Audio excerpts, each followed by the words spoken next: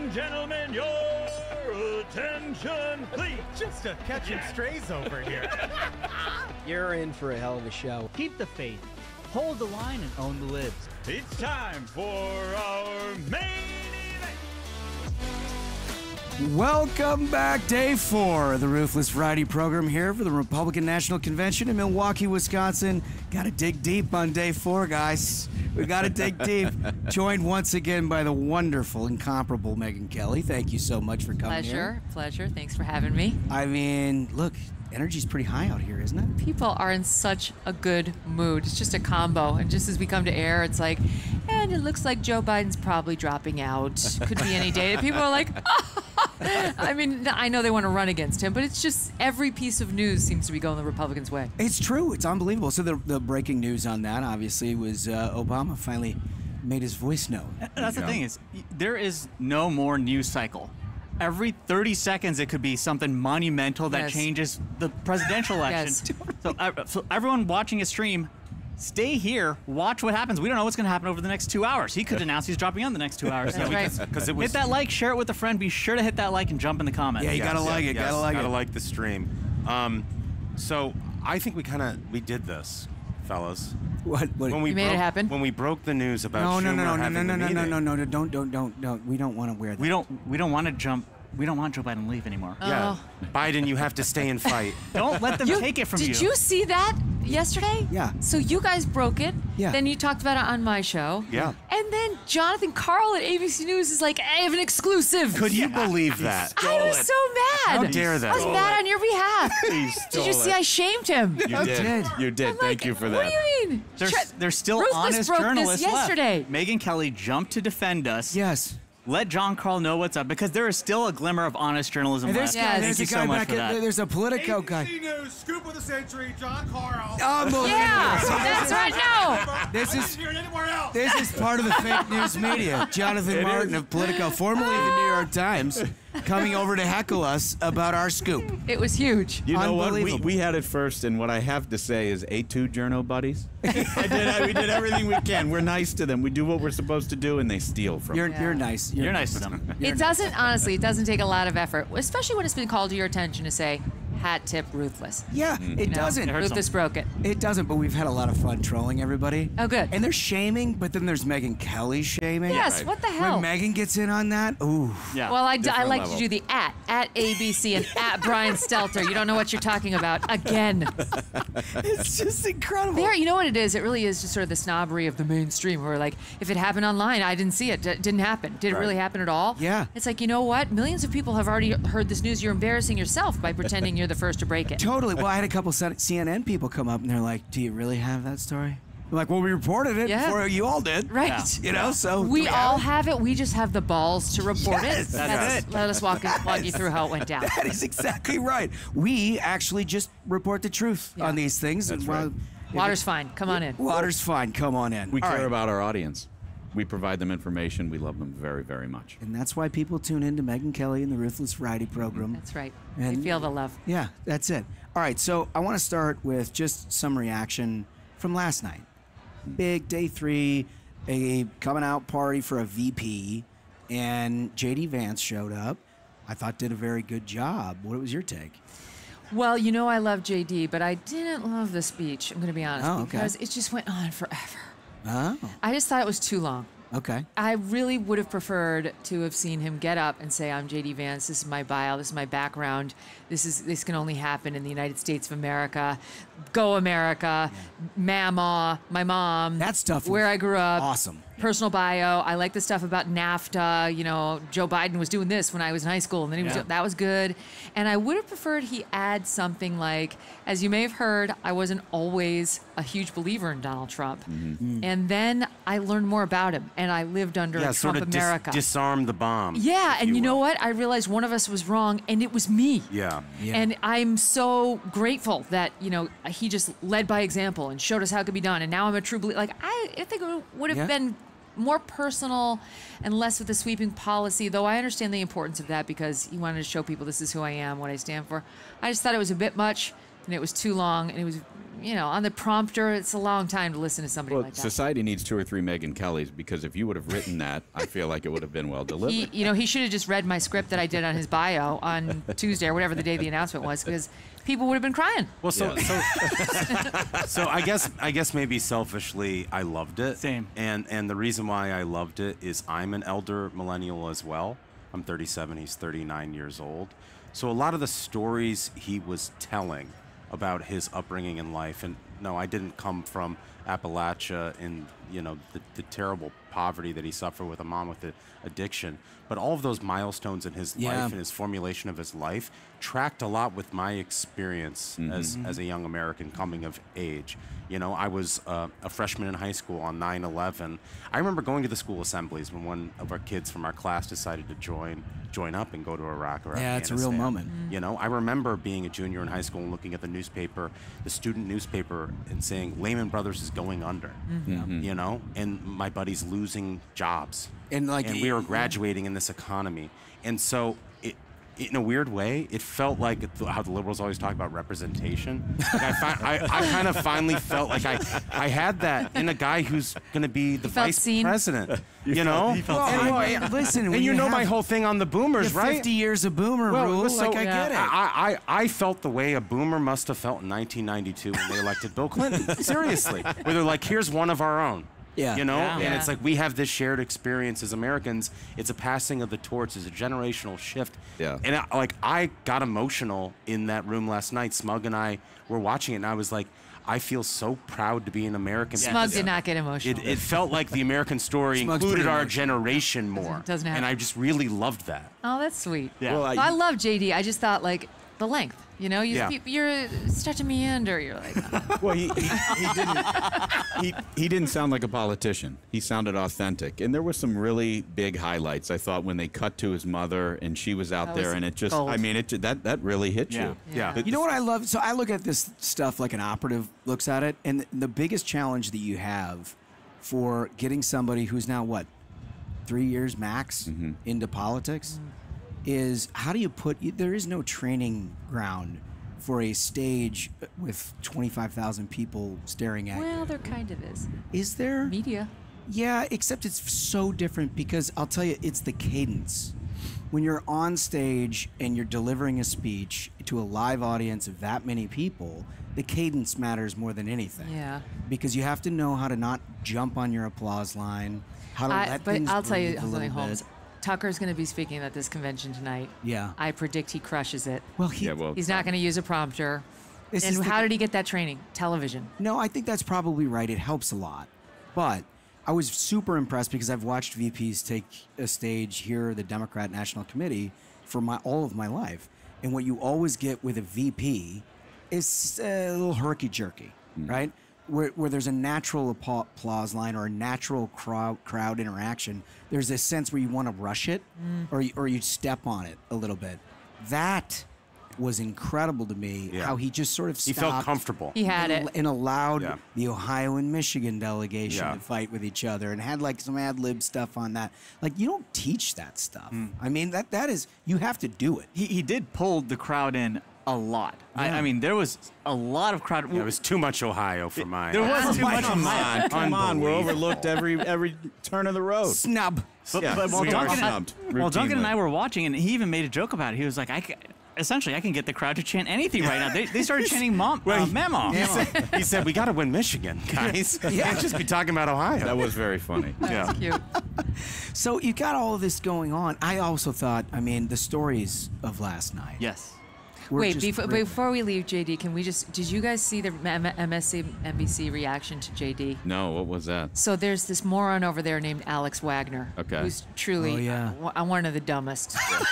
For sure. Saying a lot. It is for MSNBC. She's the fake Rachel Maddow. You know how Rachel Maddow gets $30 million for one show on Mondays now? Yeah. This is the fake Rachel Maddow. Yeah, oh yeah. I do know Rachel Maddow. She's appropriated my haircut now for the while. Oh my God. Totally. And your blazer. What a broad. So this gal's in there Tuesday and the rest of the week, and her reaction was she was offended by JD's story about how he wants Usha and he to be buried in the Vance family plot in the Holla down in Kentucky. Yeah. because that was his whiteness and his toxic masculinity You've gotta be kidding speaking? me. No. Yeah. How does he know that Usha doesn't have a family plot in San Diego? How does he know he's as a married to- brown woman that they should be buried in? What the heck is And just the assumption that, you know, everything revolves around the Vance family and his whiteness. This was her. These That's people outrageous. are crazy. We should have Crazy. played Hard That is Pivot outrageous. with Megyn, by Yeah. the way. Yeah. That was a great lib impression. on that subject specifically, it's one of the things that really infuriates me because the Democrat Party for so long has believed that by dividing Americans, if we can get this group together and this group together, that'll get us to 51%. Yeah. And this country is sick of that. We are absolutely tired of that. I think last night, especially with a lot of the stories you saw, it was about bringing the country together. Yeah. That we all may have a different background, a different thing we believe in, but we're all Americans in this together. And that message, people are hungry for it right now. We've seen all this talk of this country is more polarized. It's a dangerous atmosphere because we've been being told that you're different, you're good, you're bad because of the color of your skin, or you have privilege, and we're over it. We're over it. Americans want to come together. Yeah. You can feel it. It's definitely a vibe change. Yeah. And I think there's a huge vibe change just in what President Trump, he hasn't spoken yet, right? But just his body language and watching Kai Trump last Oh my night. gosh. That's She's a my star. favorite It was speech the of the best. entire She was sweet. convention. When she was saying, he calls me during school to talk about golf. Oh. It was love such that. a personal vignette that I loved, and she did such a great job. And you could see in his face, he was like it was like a more relaxed Yes. smile. Yep. Yeah. And I don't know how changed he is from the events of Saturday, but it looked changed. Yeah. This looked like a man who really appreciates what was, what his life now, Yeah. and thinking about how close he came. He's got to be It all going through going some away. PTSD. You have to. There's no just way no you can. way. But to be able to, imagine how great that would feel. Your whole family's here. Yeah. Isn't it? It's Which just are great. wonderful, by the way. Wonderful. Thank Your you. kids are like so polite, Oh, thank you. mannered. So well mannered. Oh. Even trying to grab us water. That's because I'm like Mama. I'm like, I'm like, with, ah. with a deep appreciation of the F-bomb. That's true. Though I don't refer to them as shitheads. Yeah. But I mean, if they turned out like JD, maybe I should think about it. I don't Wait, when your Maybe that system works. grandkids are going through the house, are they going to find 18 19. loaded handguns? Yeah, we'll see. She's not going to There's some surprises. Yeah, she's not going to talk about They her shouldn't go in the family safe. That's all I'm going to say. Remember, everybody, like and subscribe. Like and subscribe. You're going to want your friends to see this, and that's the only way they're going to be able to. So like and subscribe. First, I just want your reaction. The Obama news, right? I mean, we reported all of this stuff, and I think Ashbrook has said throughout the week, the only way this is getting done is if Obama actually says Joe Biden, it's time to quit. Well, today basically did as much. So he's telling allies he thinks he should drop out. That's the best way they leak it. They just... so lame. They're all such passive aggressive Right? bitches. So lame. Is it? Right? Yeah. Yeah. First he has George Clooney write It's his like little high piece. school. Yeah. Like George Clooney passes you a note. Yeah. Being like, here's this op-ed, you should drop out. Obama doesn't think you're cute. And then, like, contrast that to our side, we have a knockout, drag out primary. Right. You have to be king of the hill. Yeah. Yes. And that gets it out. If you're just like hiding behind, can we get George Clooney to please write something? No, And- Trump's over there like, yo, meatball, drop out. What a legend. Like, Obama consulted allies and said he doesn't think that Joe Biden can win. I mean, I think it's really, we're just kind of on the, forgive the term, Yeah. but death watch now. Not the actual death, but the death of Political the death campaign. watch. Yeah. There's no way he's surviving. I said this the night of the debate, that his campaign died that night, whether he knew it or not, and that he would eventually be pushed out. And they did a pretty good job of trying to distract people into like, it didn't happen, look over here, he's bright and shiny. And then there was just too much. He, rather than convincing anybody he wasn't that man, he just reinforced that he was. Yeah. I mean, what's so amazing to me is that the passive aggressiveness through all of them, right? Well, he had to break the story on Schumer. He didn't say to anybody that's what he was doing. Right. Right? Hakeem Jeffries, after that came out, was like, oh, yeah, me too. I'm trying to work on the delegate thing. We're pushing that thing back. So, I mean, look, if you're going to be public about the fact that you want to change the rules of your own convention Yes. because you're concerned about your nominee, go out and say it. This is the part, this is like the slow humiliation, right? Like, Yeah. this is the, we told you we'd let you go quietly. Right. You're not going quietly, and now you will die death by 1,000 cuts if you don't get out, bitch. Yeah. Right? That's what's happening right now. In all seriousness, though, you know what occurred to me this morning? Imagine if Democrats spent half as much energy trying to get the Americans who are currently imprisoned by Hamas out of their captivity as they've spent trying to remove Joe Biden from his job. Oh, man, that's I mean, such a good point. Like, do your job. You know, people elected you and they're entrusting you to do something for this country. And not only can he not do it, they're not even interested in trying. Nope, they're not. And for folks in the White House, because I know they do listen, Andrew Bates, if you're listening, if Joe Biden allows himself to be pushed out or drops out, his legacy is finished. That is it's a surrender to Trump. It's an admission that he has lost to Trump if he lets that happen. Push back on the coup. Yeah. Yeah, you're listening. No. All right, I'm in favor of the coup. I know you are. We talked about that. He's got to go. We have two things that we got to get to. I am certain that you have lovely accommodations here in the city of Milwaukee. I am certain that you've been able to figure this out in a way that accommodates your family. I want you to see a little bit about what the Ruthless Variety Program has been doing. Can we play clip 1, please, fellas? Megyn has to see this just to appreciate it. This is what we've been dealing with. It's a very important investigative piece that's being done here. Jared's been incredible here throughout the week. We're here at the Ambassador Hotel. And I think at the Ambassador, very famous. Infamous, yeah. Infamous. This Maybe is for 2 in the one morning. reason. It is the site that Jeffrey Dahmer claimed his first victim. What? Yes. And he did that in room 507. For real? And Yes. 507 I'm in room 501. is no longer untold listed. That was 503 that we just walked through. 504, 505, and 506. And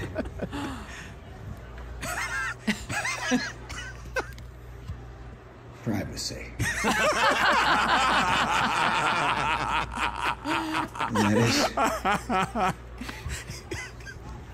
That's the door. So big thanks to the RNC for putting us on this. Can't wait for the paranormal activity later on this evening. Really appreciate it. Thank you. I'm so glad you lived. So far. At least I'm on the 8th floor. This poor guy's like 2 doors down. He's on the murder floor. The other night we get out, I pressed the number 5 in the elevator, and Josh is like, "Hey, do you know who else stayed on floor 5? Jeffrey Dahmer." And I was like, "What?" And then I get off the elevator, they start texting me videos, and I'm like, "I'm not watching that. I can't fall asleep tonight." Holmes starts texting him videos at 2 in the morning. So wrong. He's like, "You should do your research." You know, he Did you even dismembered. have a choice? He I had no dismembered idea. somebody and put him in a suitcase in that room. So we'll all find out. How is that room still there and like available for rent? It shouldn't be. Privacy, It's man. privacy. All right. It's more private. What was going on in there? Did you knock? Did you at least like, is everyone okay? Not the room, not the hotel. None should exist. I did try it. You did. Of course you did. They were like, it's 2 in the morning and some weird man's out. Yeah, we wanted to go in there with a black light and just check it all out. Moving off. I'm just trying to take pictures. Yeah. I would say our hotel is pretty nice. As far as I know, no murders. Yeah, beats the murder house. Yeah. I'm thrilled for you. Yeah, it's pretty nice. Thrilled for you. The worst thing we had was they don't have room service, so Doug had to go down and get our coffees. But I was fine with that. What a gentleman. Yeah, he is. Well, listen, Megyn Kelly, we can't thank you enough for doing this week with us. You my were so pleasure, fun. guys. Your Thank you team so is much. love being Thank with you you. so much. You guys are the absolute best. Let's go to a clip of the J.D. Vance speech that we were talking about last night. And it's about, our movement is about single moms like mine who struggled with money and addiction but never gave up. And I'm proud to say that tonight my mom is here, 10 years clean and sober. I love you, Mom.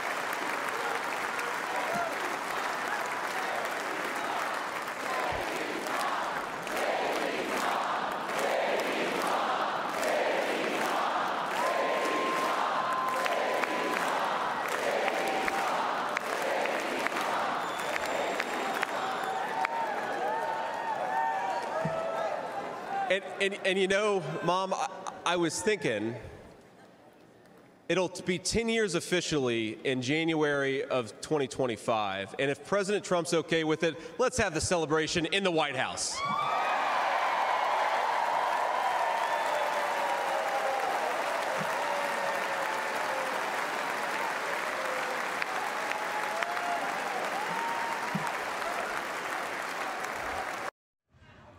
Welcome back to the Ruthless Variety program. We're back with a very special guest. Yeah. Somebody who's fairly recognizable around these parts, Speaker Mike Johnson. Great How to be are with sir? you guys. Yeah. Thanks for being with us. This is you had a pretty good seat for that deal last night. What a huh? fun moment that was. She reminded me of my own mother. She had JD. She told me last night when she was 22, and everybody knows his famous life story. It was a tough one, but 10 years sober. Yeah. She was humble. She was taking it all in. She said, "Tell me who you are again." I'm Mike Johnson. Oh, that's so great. She said, "Oh, that's great."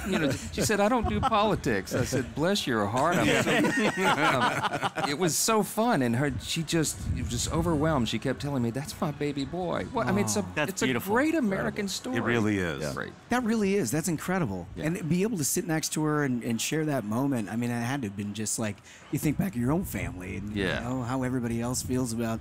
JD and I have similar, a lot of similarities in our background, where we come from. I was deep south. He was in, Appalachia. But I love the fact that he can speak so clearly. His tone is right. And he could look right into the eyes and hearts of the American people, and he knows the issues. He's lived it himself, Yes. And when you come from that, you don't forget it, and it makes a big difference in how you govern and how you address issues, and it's right for the moment. I think JD's a great pick for us. Yeah, I totally agree with that. And look, this convention, the energy. Yeah. I mean, you have to feel. I've seen you walking around talking to people, and I mean, you can't find anybody in a bad mood. No. I mean, you just can't. We love unity. Unity's the big theme, and it's real. It's not a bumper sticker slogan. It's what we feel.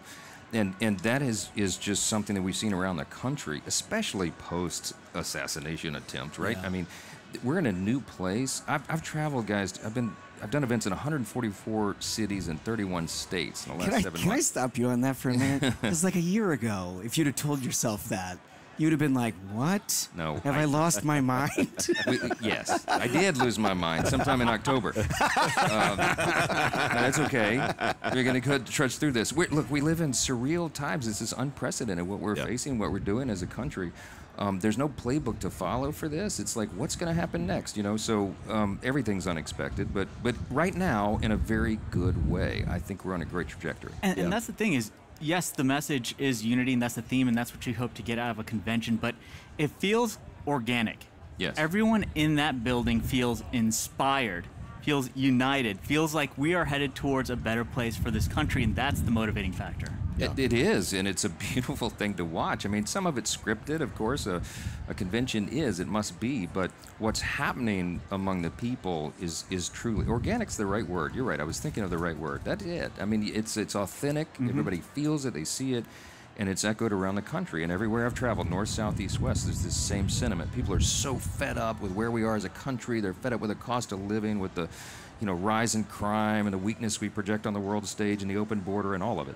And they want to change. And so what we've done is we have the answers to all the challenges facing the country, and we've recruited an extraordinary stable of candidates to flip some in the House, to flip some of these seats from blue to red.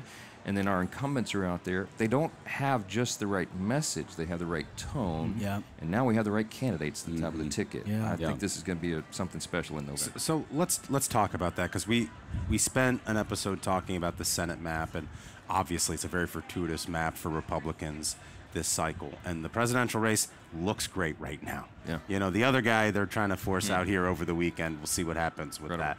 But obviously we need to keep the House. Yes. And if we can, let's go ahead and expand that majority. But it ain't going to be easy. No. You've been doing the hard work. Oh. So tell us what it's going to take to keep the House red.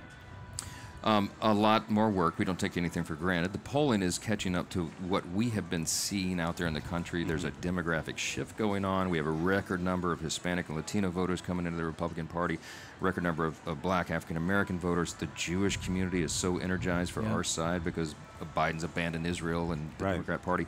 So all those things are happening at the same time. And all of that was pre-debate. Yeah, right. And that was the seismic moment that changed everything. It's before they knew they didn't have a president that could actually do the job. Yes. Now they all see what we know, Yeah. and that our adversaries know, sadly. Yeah. But then now you have another seismic moment, the assassination attempt. So what happens after that? We don't yet have all the polling. We don't put too much stock in polls anymore, but you can sense in the country that there is a real momentum. I believe we're coming to kind of like a generational moment. I really do. The House will be a big part of that because, as I pointed out to everybody, don't get carried away. Right. President Trump gets elected president. He has to have the House. Has to have it. They'll impeach him on day one. Yeah, has to have they'll it. impede a cabinet being put together, all of that. Yeah.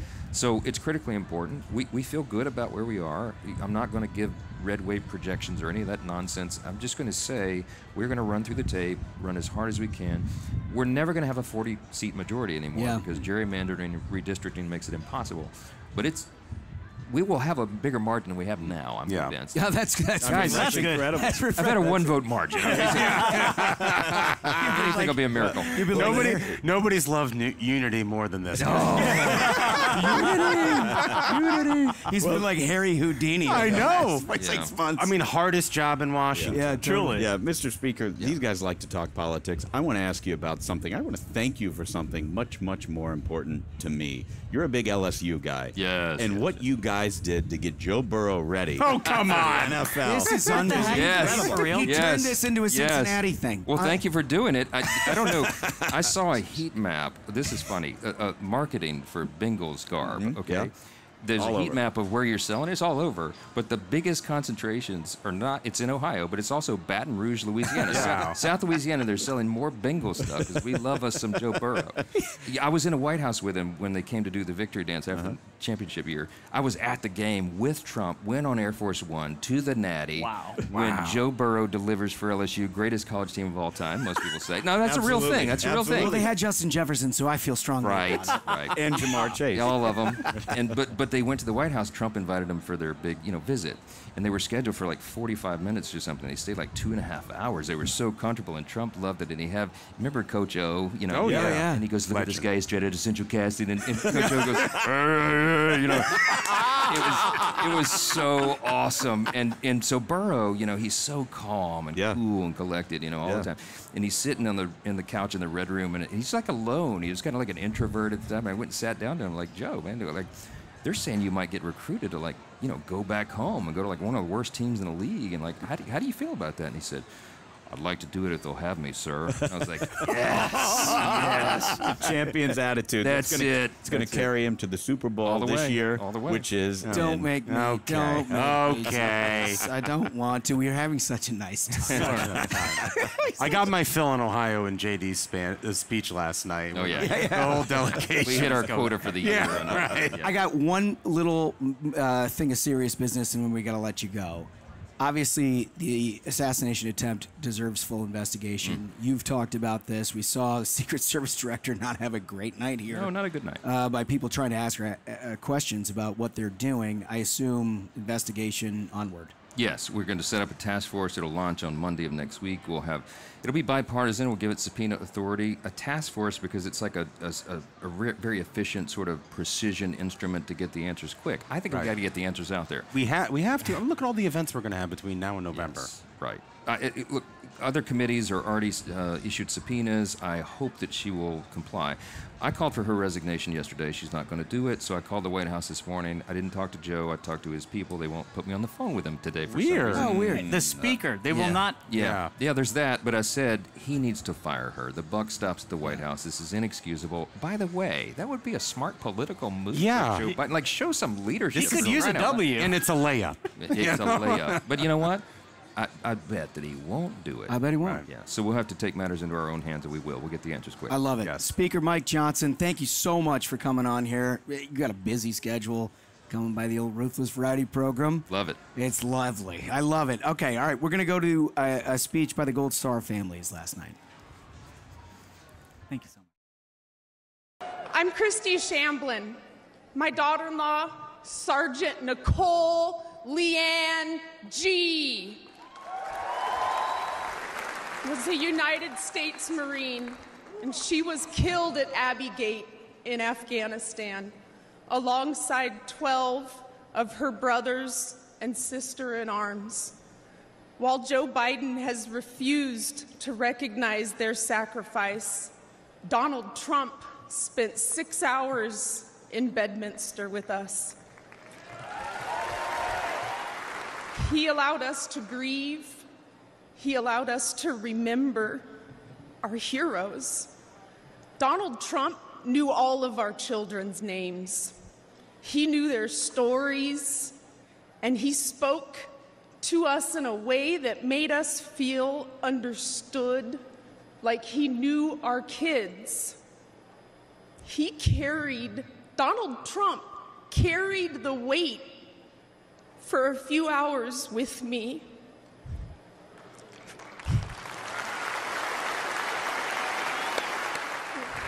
And for the first time since Nicole's death, I felt I wasn't alone in my grief. Thank you. Just an incredibly moving moment in what has been a number of moving moments over the last 3 days. That was, I mean, look, they've been doing a lot of good work here, but the number of normal people, fantastic. You'll notice we have somebody else here. Not normal. Is that what you were trying to say, well, Josh? That's what I was getting. Because you just laid it out there. You put a finer point on it than I was going, because I'm polite. Right. I'm polite. I did not know you that way as polite, but that's interesting the way you characterize yourself as polite. Yeah. Thanks so much for the invite. It's great to see you guys. Listen, this is... Especially you guys who were kind enough to do the radio show this thanks morning. for having us. You know, the best part about doing the radio show is about 20 seconds before we went live, Kilmeade's like, all right, so which one of you hates Josh? And they both put their hand up, and it was a little embarrassing. It was a throwaway line. I love Kilmeade because he feels like an older brother who's hazing you the whole time, which I appreciate. That's my love language. Sarcasm is the best way to live life. There's nobody who gets us quite like you get us. Right, got us right away. Well, I do appreciate, before we go, you help out on One Nation because of the assassination attempt. We had to preempt it, obviously. But we just love when you lead the show. You guys lead the show because you guys are the cutting edge of what's happening, and the way you guys interact is phenomenal. That's really kind of you to so say. much. We love doing it, and we love all the work that you've been doing. One thing that we took particular pleasure in, can we put up graphic one, fellas? Can we get, here we go. Here we go. Going. This is our favorite thing. Here we go. Big show coming on at Kilmeade. We got Cotton. You got Tommy Lahren. It's a good lineup. There I am, handsome as all get out. And then our other host. Michael Duncan. Academy Award nominee Michael Clark Duncan. We had a little bit of a miscommunication because I said, guys, do you have my promo in on Fox and Friends? And they go, no, who's on? So I tell them, and they go, okay, we can't put them all on. I said, all right. Next thing you know, I sit down, and my phone is bing, bing, bing, bing, bing, bing, bing. And they go, what was that? He died 12 years ago, Michael Clark Duncan. Well, But he was a great actor. He was a great actor. And we're happy to have him on set here today. Yeah. No middle name. We apologize. Just a privilege to be nominated for an Oscar. No apology necessary because this picture lives on in infamy forever in I our had to pull lives. my car over. And I'm telling you, Brian, I hope that someday, 50 years, 60 years from now, We're still talking about this? Whenever the old man's funeral might happen, I'm hoping that picture is on an easel along with a collage of others of a life well lived. Right. I'm tired, boss. The old Green Mile. Yeah. I love it. Pretty good atmosphere out here, huh? It's fantastic. And you know what? It was sizzling when we got here. It feels like September now. You got a nice breeze. Yeah. And by the way, great. You guys have the best location. Ruthless. Even when you guys aren't here, you're getting advertising. These people, this is my favorite petroleum now. Because they are sponsoring. API. Yeah, the American Petroleum Institute. Everyone's got a favorite petroleum, but this is my favorite from now on because they were smart enough to sponsor you. I mean, they're good. We had a guy on, Mike Summers, very good. If you ever need any energy news, that's the guy you got to Right. go to. And by the way, energy could be the difference in our economy, according to this the new administration. If there is a new one, they say the thing that's going to fuel our economy is going to be the way we approach energy. 100%. It totally is. It's national security. It's everything. Right. What I find so hilarious, the Democrats, they're not even talking about any issues. Nothing. I mean, it's a process story about how to get an old man out of an office day after day. It's now 3 weeks. This is incredible, right? See, I think about guys like you who do this every day, and then you study things like in school. We are in an unprecedented time because we're not looking at, well, Donald Trump and his campaign team have done enough to damage Joe Biden in order for them to realize, like LBJ, he's not going to get reelected. But instead, we're looking at the guns pointed inside. Yeah. All the ire is at him from Nancy Pelosi now. From Chuck Schumer, goes over there over the weekend. Yeah, now Hakeem Jeffries, you got to go. Story. As reported. You guys did it, right? Yeah. And so, do you think he can survive politically? Do you think he remains the nominee through November? We're going live again Saturday because I don't think he's going to last the weekend. And the thing is, if you saw him on Friday, I mean, you got this, even though he has COVID and he's 81, and maybe that's how 81-year-olds react to COVID. I hope he's great. But the image of him walking up those steps and barely getting out of his seat. Not good. And at the same time, we just fired Senator Hickenlooper as the latest to say, I want him out. He's got to go. Adam Schiff wouldn't have done that without the blessing of Nancy Pelosi. Yeah, right. So if he wants to go and have the convention, who would actually speak besides Hunter? Right? I mean, I would actually be interested in that. I'm sure there's some Burisma execs who would speak. Right, absolutely, yeah, but they're all Ukrainian, and that's the now problem. President Xi. Like, so far today, Right. like everywhere I've gone, that's been the question. Everyone asks everyone. That's been the discussion when everyone's doing a hit. I'd like the audience. In the chat, they've already started speculating, I guess, whether he makes it. There's prediction markets which have completely jumped and now think he's going to be out. Audience in the chat, let us know. Do you think he makes it all the way to November? And if you give us the date, we'll give you a hat. Yeah, That's it. Like and subscribe, And hit the like if on you that wish stream. to apply. What about the Ruthless Podcast home game? Have you thought about that? Where you can get 3 friends. This is how to do it. This is how you wear it. Yeah. No, this guy knows what he's doing. This is the oldest fraternity brother who has come back to grace us with his. You feel like I belong? Yeah. I mean, I could do this every day. Yeah, you would have me. Yeah, I feel like I'm back in pledgeship, and you're going to put me in bows and toes. It took us about 20 seconds to assess that situation. We're like, Right. oh no, kill me gets it. Yeah, he gets it. Yeah, you can't insult me because I have no self-esteem. But you're the hardest working man in all of the news. Would you consider this work? This is so much fun. See, that's the thing. And you said this afternoon. That's what I say. When people say, are you working? I go, you don't understand. I'd be the annoying deli guy. Because everyone, if I had a deli, I'd be talking politics with them all day. And you know what's so interesting is changed. Is that we'd come here and they go, what are you doing? Going to a convention. People would be in my life, no one really does this for a living. Mm-hmm. And now everyone is watching. Yeah. And there's nowhere you go where people go, who's running for president now? Yeah. Who do you want? Everybody knows. Everyone's tapped in. And oftentimes they'll say things and I'll say, I'll take an hour off. I'll just maybe talk to somebody or read a generic book. Yeah. And they'll say, do you hear what happened? And the next line is always something I didn't know. Yeah. An hour off. Yeah. I mean, just like with the whole immunity case. Yes. Didn't know that. Took an hour off. Happened and then we find out about and then we find out about the documents case. One day I had lunch. Big mistake. I missed the documents case. I keep thinking back to this thing that is very interesting. Holmes actually taught me about this, that if there's an event, if it's the end of a primary or a convention or something like that, the polling is kind of unreliable. I think what you said, 10 days out is when you can start getting reliable polling.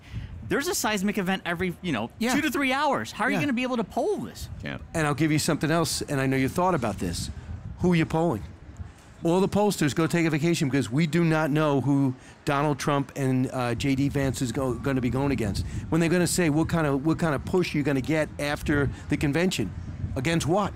So there's going to be no legitimate polling because if you're paying somebody to do a Biden-Trump poll, it's not going to happen. There's only maybe a 5%, 2% chance that Joe Biden will be the nominee, and then probably maybe a 10% chance he finishes his 4 years. And let's add another layer. What is a likely voter in a situation where the former president of the United States takes a bullet to the ear, people are rises back up and puts a fist in the air? People are coming out. What's a likely voter in that situation? You don't Is miss it every that single news. American? You don't miss that news. You don't miss that news. Yeah. It fundamentally has changed this election. Well, I brought this up to you guys today. I don't know how much that Joy Reid comment. Oh, God. They let him have, the Secret Service let him have his 9 seconds to give his fist bump. I mean, What do you say to that? Reopen the asylums. That's what I say. Right. Yeah, that's right. That's It right. is so insane to think that the Secret Service would go, okay, let's not put him in the car yet. You get his shoes, you hold him up by the flag, and somebody else get the blood off his face. Well, we got to get you out of here. Listen, Brian Kilmeade, Fox News. I know. Well, I'd love to have it. If you'd like to. Your people are going to strangle me. Right. But I'd like to have Thanks for pretending I have people. I mean, for that, it's the first time I felt important so much time. But no, they're buying it. The audience is buying it, so thank you. Okay, all right, good. Fox News is Brian Kilmeade. I can't say how much this relationship means to us. We enjoy it a lot. Right. Thank you for and hopefully see you guys on television all together again. Yeah. Yeah, Right? And I got to get a podcast. They're drinking beer on. Right? Buddy, we got bourbon going too. Yeah, Great lifestyle. You know, I got to see if I can pull that off. Let's see if I can get me a Schlitz for the ride home. you're always welcome here in the program. All right, thank you. Awesome. That was Brian Kilmeade. We are going to a break, but before we do, I got to tell you, when we come back, all of us have chosen our best presidential nominating speech of all time. And we're going to read your comments that you left if you think Biden's going to make it. Yep. We got all of that right after this.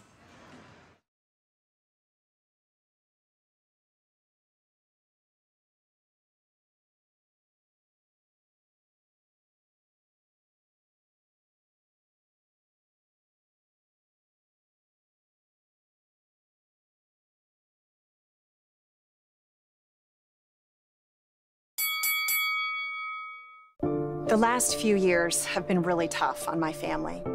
This never-ending cycle of inflation is taking more and more out of my paycheck. Hardworking families like mine are hurting. We need help and relief from rising costs. Why aren't we harnessing more of America's natural resources to help reduce inflation? We can't afford to wait any longer. We need more energy and more choices now. Learn more at lightsonenergy.com. 52 million Americans own crypto. These are entrepreneurs, innovators, and job creators who are deeply invested in building a strong America that dominates this emerging technology sector. This year, the official Republican Party platform even pledges support for American crypto owners. Stand with Crypto is mobilizing the crypto community to have an impact on issues and elections. With all the close races across the country, crypto voters could be the difference between winning and losing in November. Find out more and see where your candidates stand in your area at standwithcrypto.org. Hey folks, my friends at Americans for Prosperity are again on the front lines fighting against the border crisis. It's clear the politicians aren't going to solve this on their own. It's going to take good old-fashioned grassroots activism, and that's what AFP specializes in. Americans for Prosperity Foundation has taken hundreds of concerned citizens to see the border for themselves, turning them into informed activists. And Americans for Prosperity knows just what we need: more border agents, more walls, and more technology. That's what makes Americans for Prosperity unique.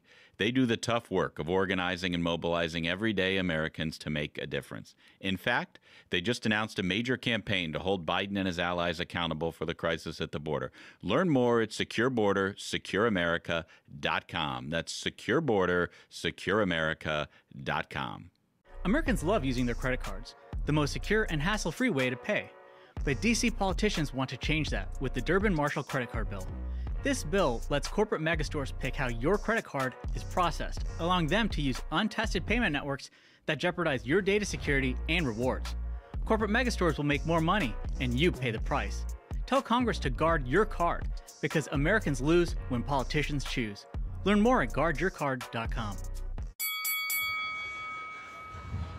Welcome back to the Ruthless Variety program. Just a burner of a start here. Heck of a start. I mean, it looked like we had like an entire SEAL team here. Yeah, I know. Guarding Speaker Johnson, which is a relief. Looks like security is being taken seriously now. Cap Police. It's not a Secret Service thing on that guy. There's Cap Police, and there was an army back here, and it turns out like an army follows him around everywhere. Yeah, no, that's true. And fellas, this is day 4. We've had some big nights, and we all know there's one reason why we're still standing today. And that is our friends at Z-Biotics. This is not even a paid promo. I'm not kidding. It's magic. It's an absolute magic. So Z-Biotics did like... They sponsored our show for months now. Yeah. And honestly, we wouldn't have survived this. But they sent us some for it. Yeah. And like, what's the line that we use? There is no tomorrow without Z-Biotics today. And that, if you're watching this, that's true. It's actually really effective. And that's the thing is, like, they should actually pay us, retroactively pay us for this. Because no one's felt terrible the morning after going out, and we've all been going out. Thank God they sent us a bunch of it. We've gone through almost all of it. So. We have tested the product, and we can say, holy smokes, it actually is a magic potion. Yeah, well, you know, toothpaste, when they're like 4 out of 5 dentists recommend this toothpaste? Yeah. 4 out of 4 hosts recommend Yeah, 4 out of 4. We're 4 out of 4. 4 out of 4. In fact, we were trying to grovel for the last box of it this morning. Yeah. Oh, man, it's absolutely terrific. All right, so, look, big presidential speech tonight. Obviously, President Trump, his first opportunity to address the convention. It's going to be a barn burner. We got a little backstage tour. You missed this, Smug. The fellas. Yeah, we did a backstage. We got a backstage tour. Oh, yeah? Yeah, we did a tour. We got on the stage. We saw the huge LED wall. Yeah. Which is this when I was out doing the hit? Yeah, no, you were doing like you were trying to be a media whore. Well, I don't know how much. This is what happens. Yeah, now you got the journo buddies. Yeah, now you got journo buddies.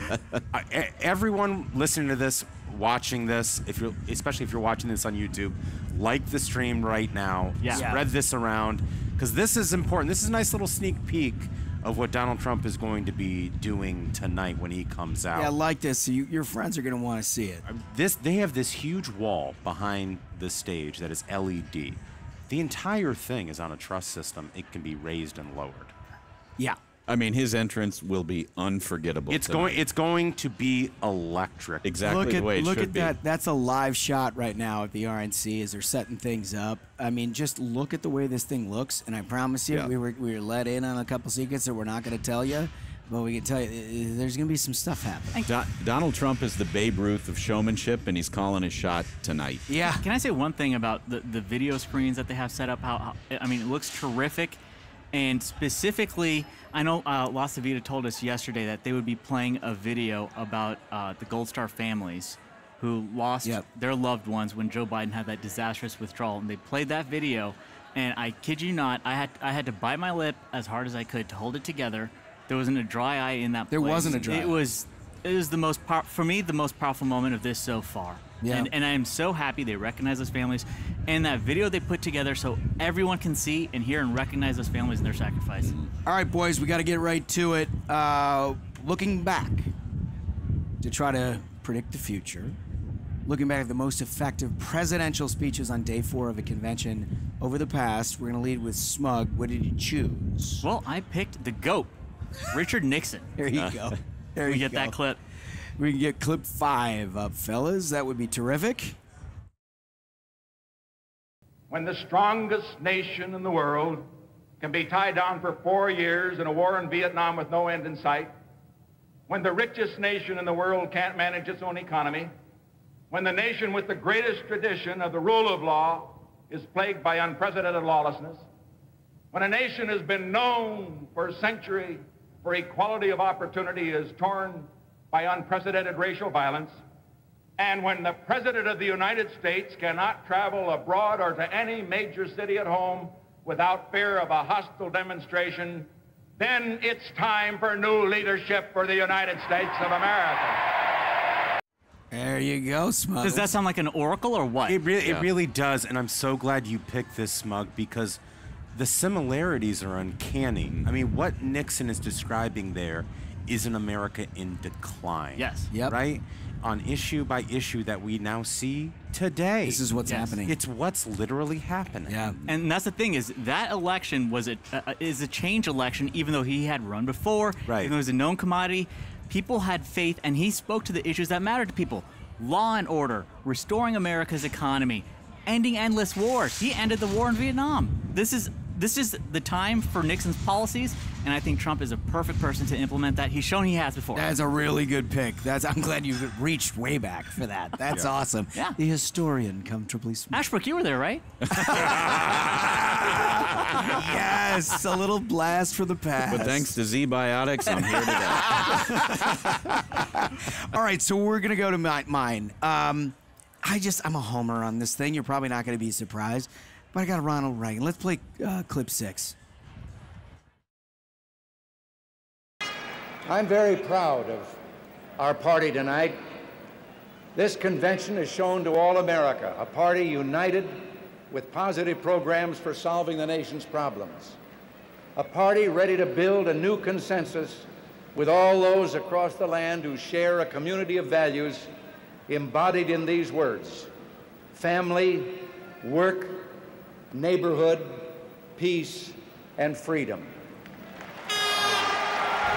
So here's the thing. You could have picked a million lines out of that. A million. Here's what I love about Ronald Reagan. There's some it factor there you actually can't quantify. There's a million politicians that could deliver that line. It's the civic pride in being an American. It's what it is. But he does it with this authenticity. Yeah. And this level of conversation where you feel like you're all just having a conversation with the guy you want in charge of this kind of thing. He just communicated strength and warmth and comfort and more importantly, like protection. Yeah. Right? This is a guy who's looking after you. I thought the whole thing that he did, both speeches that he gave at a convention, they were just incredible. Just rock solid. Yeah. So a great communicator. He's a great communicator, no question about it. Dunks. Yeah, so I never thought I would say this, but I think given the events of Saturday, the assassination attempt on Donald Trump, that Donald Trump, while he has the ability to show the contrast that like Nixon did in that clip, he's going to do that. He's going to do that very well. But he can also unite the country in a common identity and an idea. And I think that can be best done here in this clip by George W. Bush. Let's see it. The rising generations of this country have our own appointment with greatness. It does not rise or fall with the stock market. It cannot be bought with our wealth. Greatness is found when American character and American courage overcome American challenges. When Lewis Morris of New York was about to sign the Declaration of Independence, his brother advised against it, warning he would lose all his property. But Morris, a plain-spoken founder, responded, "Damn the consequences. Give me the pen." Yeah. Yeah. Yeah. That's what it's about. Yep. That's what it's about. It's just strength. Yeah. I mean, it's demonstrated in the first three of them that we've done. There's just a strength there. And what have we said from the beginning? And we said this from the first day of the primary. Running for president of the United States is the most audacious thing a human being can do. Yep. Leader of the free world. Leader of the free world. And that's the speech that Donald Trump is going to give tonight. Yeah. Yeah. Really well done. Good selection. All right, Smash, I imagine you're going to pander to the crowd as best you possibly can, because that's what we do. Yeah. In Cincinnati, Ohio. Fellas, I chose the Babe Ruth of showmanship. And while none of us got to see the Babe step into a batter's box, we're very lucky to see President Donald Trump stand behind a podium. Let's go to that clip. No longer can we rely on those same people in the media and politics who will say anything to keep our rigged system in place. Instead, we must choose to believe in America. History is watching us now. We don't have much time, but history is watching. It's waiting to see if we will rise to the occasion and if we will show the whole world that America is still free and independent and strong. Guys, he delivered these remarks in 2016 when everybody counted him out. Yep. Everybody knows what Donald Trump is capable of under the worst possible circumstances, and I am thrilled to see what he says tonight. You know what's so interesting about that? We touched on this maybe a little bit in the first segment with Megyn. But just watching this convention, he's been there for every minute of it. He's watched all of the speeches, all of the videos, everything. His sort of presence right now is sort of special. I mean, it looks like somebody who's just found an inner peace somewhere that you're not. I mean, look, if you were like nominated president of the United States and you're a showman, Yeah, you're terrific at what you do. But if they nominated you tomorrow and sat you in front of 20,000 people, you'd be a little stiff. You know? He's not at all. Yeah. I mean, if my granddaughter got on stage and told the stories that Kai did, I'd be a mess. I'd be bawling. I'd be bawling. The old man is a sensitive. I love love. He loves love. I love love. I love family. And I mean, that was just such a great moment, seeing when she talked about how, like, he'll ask me about my golf game, and they pan to him, and he's just it's just such warmth, and it's great that the entire American public gets to see that. They get to see that, yeah. But there's like just little moments, little vignettes throughout this that are very different from that clip in 2016, where, you're right, there was a ton of doubters. He was projecting strength. The American people not only bought in on it, I mean, they elected him president of the United States, and I think they're about to do it again. But there is an element of an experience or something that has come, obviously last Saturday had to have some impact. But I don't think I'm making this up. I'm watching this, and it's just there's a peacefulness of it. There's a unity component to it. It's such a huge opportunity. It really is. You know, because we watch politics. If you're watching this on YouTube, again, like the stream, please. That helps us get the word out. But you watch politics a lot. There are so many Americans who their info flow is just different. You know, their lives are busy, and very rarely do they tune into politics. And I felt like all the speeches last night and Donald Trump's speech tonight are going to have something in there for that voter. And that's what makes a convention good. Welcome to the Republican Party. We're a big tent. We might disagree on some stuff, but welcome to the party. God, it's just a good, really good way to put it, Duncan. One of the stars, the breakout stars of all of this, has been Governor Sarah Sanders. Oh, yeah. And people have known her nationally. She's obviously the president's spokesperson, but the speech that she gave was great. Let's go to that right now. Good evening. I'm Sarah Huckabee Sanders. And before I get started, I want to say I have always been proud to stand with President Trump, but never have I been more proud than to stand with him right now, tonight. Not even an assassin's bullet could stop him.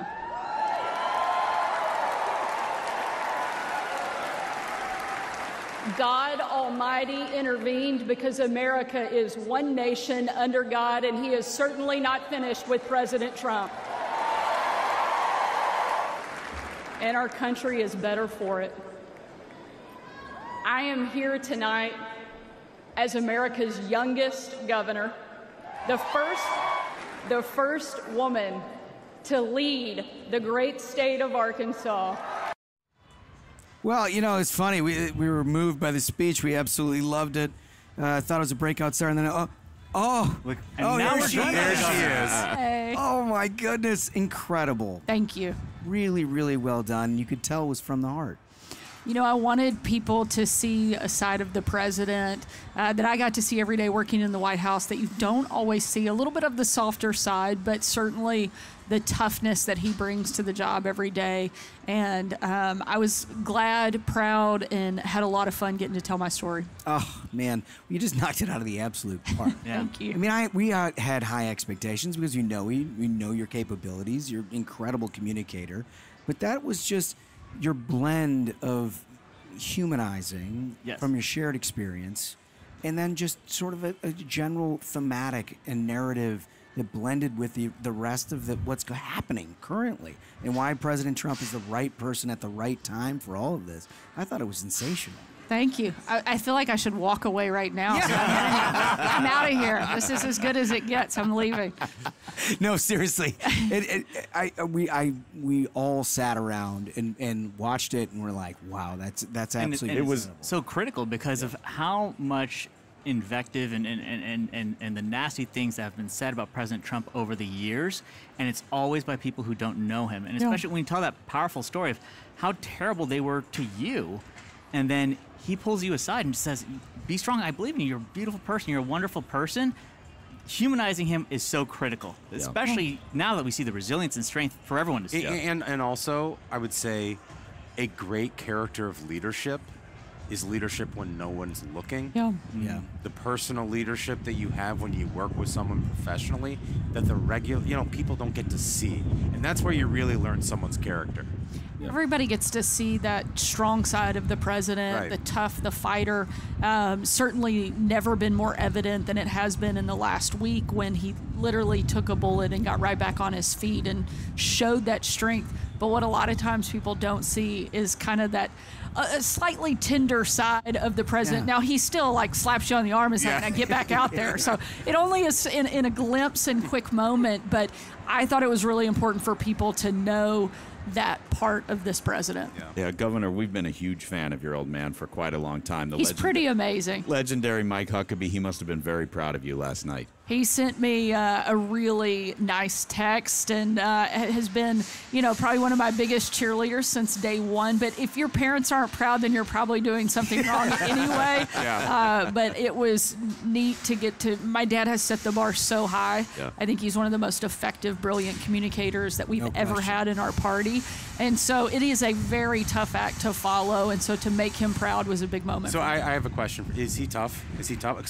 So my mom watches the show religiously, and she texts me after every single show, and she's unvarnished. She's unvarnished. Things not good, she'll tell me. Things good, she'll tell me. Yeah. Is your dad like that? My dad is less so. My mom is. She's like, "Why did you wear that color? That's not a good color. Don't wear that. You should know better." But I'm the youngest in my family. I have two older brothers, so I'm the only girl. So my dad is probably a little softer on me, but people are always like, "Oh, you get your toughness from your dad." I'm like, "That's only because you haven't met my mom." She is as resilient and tough of a Southern woman as you can possibly imagine, and she certainly will push and keep me in line, no doubt. What do you think of the message here? I mean, obviously you can't walk around anywhere without everybody being in a great mood. People are so excited. I've never seen our party so unified. Totally. I went to my very first Republican convention in '92 in Houston. I was 10 with my parents and have been going ever since. Yeah. And to see the level of energy and unification of the party is unprecedented. And you contrast that with the total meltdown going on the other side, and people are just happy to be here, and tonight is going to be absolutely epic when the president takes the stage. Completely. I want you to take your governor hat off for a second, put the press secretary hat back on. Have you ever seen a Black Swan media event like the last 3 weeks for the Democrats? I do not envy the press secretary. What a terrible job on a regular day for her, but the last few weeks have just been pretty awful. It's incredible. So, I mean, obviously we became suspicious anytime the Democrats, rank and file and leadership in an administration of a Democratic Party are out of line with where, like, the New York Times and Washington Post are. You're like, what's going on? Something's happening. You're right, right. And, like, this and appreciate it more than anyone because this is, like, what you've done in your life. I obviously think that they're trying everything they can do to push this guy out, aren't they? I think it is getting harder and harder. And you look at him just the last couple days trying to get up the stairs, in contrast with President Trump, who is like taking a bullet and putting his hand in the air. It could not be more different, and the Democrats are in meltdown over it. However, ultimately, I don't think it matters. Yeah. President Trump is so strong right now. I think he's going to continue on that wave, and I think he's going to crush whoever he's up against in November. I think that's right. I think that they have done enormous damage to themselves with choosing to basically, they're fighting for democracy by denying democracy. Yeah, pretty much. They're going to strip it away from the old man. Let's talk Arkansas for a sec. Little pig suey action. All right. Do you want to call the Hogs? I mean, I know that deep down you want to be a Razorback fan, and we'll let you. You can take off that dirty blue and come into to God's country. And, Calipari did it. He did, and he's going to be a great coach for Arkansas. bringing, I mean, he's like Trump. He's bringing all the energy, all the excitement. People are pumped. We are hoping for a big football season. Yeah. We need some wins this time around. I've been talking a lot of trash to my neighboring governors, and so I really need our coach to back it up. I was going to say. I had to send a lot of barbecue last season, and it got very expensive. And so I don't have the ability to reel in my Razorback fandom, and so I really need us to win some games. Well, you're staying on the leading edge, and you're initiating these bets. Unfortunately, yeah. I don't know any other way other than to be competitive and always go for the win. And so sometimes it doesn't work out, but I have a feeling we're gonna have a very good football, basketball, and baseball season this year. Okay, well, the SEC is kind of no joke. It is by far, no matter what sport, the toughest conference, and we're adding Texas, which is a huge Arkansas rival from back in the Southwest Conference days. So it's going to be really fun to get that reignited. When I was a kid, my dad told me that they would help wherever I wanted to go to college as long as it wasn't Texas or LSU. If that was it, I was on my own. To this day, I have no idea if he was serious or not. But I was raised right, so those weren't even on the list. This is really tough for me to hear because I'm a Big Ten guy. Oh, that's sad. Yeah. We're so sorry. Oh, well, we're so sorry. Oh, I'm not sorry. We won the national championship. I mean, everybody gets one. Yeah. It's getting ugly here on the Ruthless Friday program. Smug, what do you got? Sure. So last night we nominated J.D. Vance as our vice president candidate. I'm a huge fan of his. What advice can you, as someone who has worked with President Trump, give J.D. working with President Trump? I think he is going to be a great complement to President Trump. He's got such a powerful story, and he has the ability to connect, I think, with so many American families who have struggled, who have had their family go through addiction and other things that he dealt with as a child. Watching his mom stand up in that room and get cheered and championed was pretty incredible. And I think him being able to connect in that way and really tap into rural and Rust Belt America is going to make a big difference, and he's going to be a tremendous asset. My advice, be yourself. Yeah. He was picked for a reason, and the president saw something in him. He has great judgment and great ability to put people in place where they need to be. So be yourself, have fun, enjoy the moment. I mean, you're on the biggest stage in the world with one of the most fun people you could possibly imagine to be around. So sit back and take it all in. And I think he's going to do a great job. How is, give us a little insight to President Trump in that, right? Because he knows, look, JD has done incredible things in his life. Incredible smart guy. He's only really been on the stage here for just a little time. He did an incredible job last night, given the fact it's 3 years in politics, right? How does the president handle that? Is he buck him up, or is he it's just fun? There's no free pass. You're going straight into the lion's den, and he'll throw him out there. But because he's so smart, he's got a military background. This is a guy who's already overcome a lot. I don't think that he will have any difficulty diving right in and really helping the president. Yeah, no, I don't have any question about it at all. And I think if you listen to the Biden campaign, they say Pennsylvania, Michigan, and Wisconsin are the states that they have to win to get to 270. Can you think of anybody in our party that's more equipped to talk to the voters?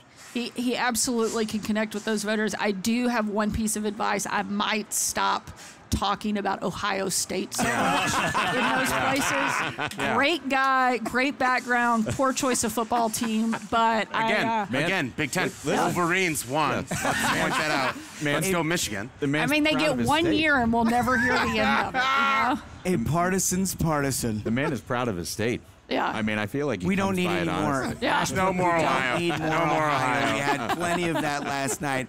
Listen, Governor Sarah Sanders, I can't thank you enough for joining us. Absolutely. Really appreciate it. Taking time out of this busy schedule. Enjoy the rest of the convention. Thank you. All right, so coming up right after this, we're going to talk to you about your YouTube comments, everything that you've had to say. We're going to read them here online, and we're going to talk about it. Yeah. All right? So right after this.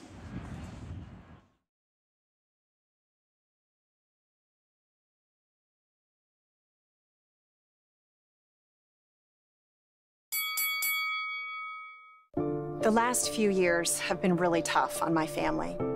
This never-ending cycle of inflation is taking more and more out of my paycheck. Hardworking families like mine are hurting.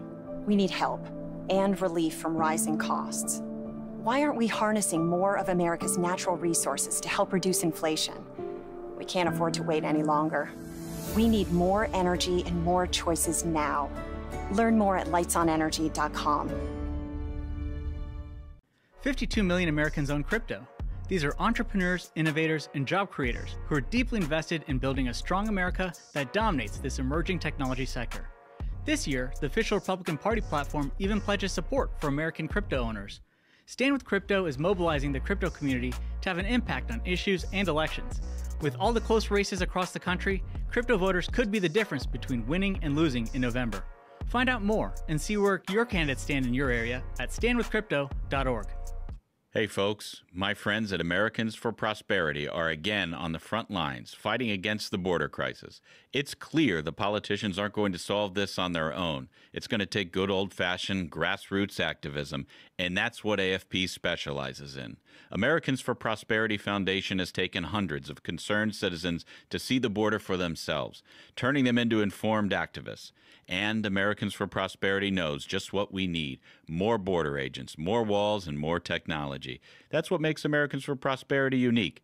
They do the tough work of organizing and mobilizing everyday Americans to make a difference. In fact, they just announced a major campaign to hold Biden and his allies accountable for the crisis at the border. Learn more at securebordersecureamerica.com. That's securebordersecureamerica.com. Americans love using their credit cards, the most secure and hassle-free way to pay. But DC politicians want to change that with the Durbin-Marshall credit card bill. This bill lets corporate megastores pick how your credit card is processed, allowing them to use untested payment networks that jeopardize your data security and rewards. Corporate megastores will make more money, and you pay the price. Tell Congress to guard your card, because Americans lose when politicians choose. Learn more at guardyourcard.com. Welcome back to the Ruthless Variety Program. Yeah. Mr. Smug, one thing we like to do here in the Variety Program when we're not interacting with, by the way, look at this. Terrific audience. I mean, look at the crowd behind us. Everybody's just like stacking up here. People are anxious to get inside. But what we like to do is people who can't be in Milwaukee, but you got thoughts. Yeah. So we asked our audience if they thought Joe was going to make it to November, right? So in our chat, we've had such wonderful comments. This is from Brandon. It's great. Brandon's opining on this one. Remember, like and subscribe if you want to opine. So Brandon says, Joe is going to go because the mainstream media is talking about it so much. They're prepping the base for it. They will do so much focus group polling before they pick the candidate. I mean, I think he's right, and I think that's part of the problem Democrats have, is they just like focus group the heck out of it. They test the message out, and that just becomes like a piece of plastic. Well, it's all junk, right? That's right. What you get in a presidential election is you boil things down to authenticity. Yeah. And when you find out that one side's basically like, I don't know, what are they like? Yeah, yeah, you know what I mean? Because we're going to do the same terrible shit, but what we'd like to do is put a cover page on it. Totally, totally. I mean? That's incredible. So this is from Ryan Gigas saying, when is the State Department going to issue a travel warning for Chicago during the DNC? That may actually happen. I mean, like, the way things are going, this is unbelievable. I mean, we have already seen there was a groundswell to get rid of Joe. And then the folks who were loyal to Joe were like, if you do that, you will disenfranchise the 14 million primary voters who supported Joe Biden. So there's, like, no way out of this mess. Either way, in Chicago, there's going to be a lot of unhappy people. If it makes it to Chicago, there's talk of having like an online convention to just automatically make Joe the candidate. The thing's going to look like Gaza anyway, right? Like, I mean, I'd put we got nothing to lose. I'd put it on X if I were them. Honestly, like it will be such an ugly situation no matter what. Yeah. No matter what. So it's kind of like, I mean, I bet Joe is thinking that he's damned if he does, damned if he doesn't. So might as well stick around. The good doctor has other views. Yeah, the good doctor. Jill's like, we're done when I say we're done. All right, what else we got? This is from JC 2010. I want to know if the last few weeks has proven that we are, in fact, living in the Matrix. So that's the thing is, this news cycle after news cycle, we've gotten a situation where the media is attacking Democrats Republicans are united. It's just like, it's bizarre world. Well, you should see. So we have the opportunity to walk through all of the media row here and see all, and you get like the CNNs, MSNBCs, everybody else. It looks like everybody's concussed. Really? It's They're just like, sad. Well, it's like a days. What's going on? I mean, it's been day after day, hour after hour for now 3.5. It's a month. Yeah. It's been a month. Bad news for Democrats. They don't know how to handle it. They don't, and like we've been saying on the show, they're not equipped. Democrats and their press secretaries, they're not equipped to actually work with the media because they're used to the relationship being copy paste this. Yeah. You're going to put that out, and now that they're having to deal with it, you're seeing how terrible a job they're doing. Looking at the chat, we had asked, "Do you think Joe makes it through November?" It's looking like the overwhelming majority are saying no chance. We've got Albrecht saying Joe will go. Ray.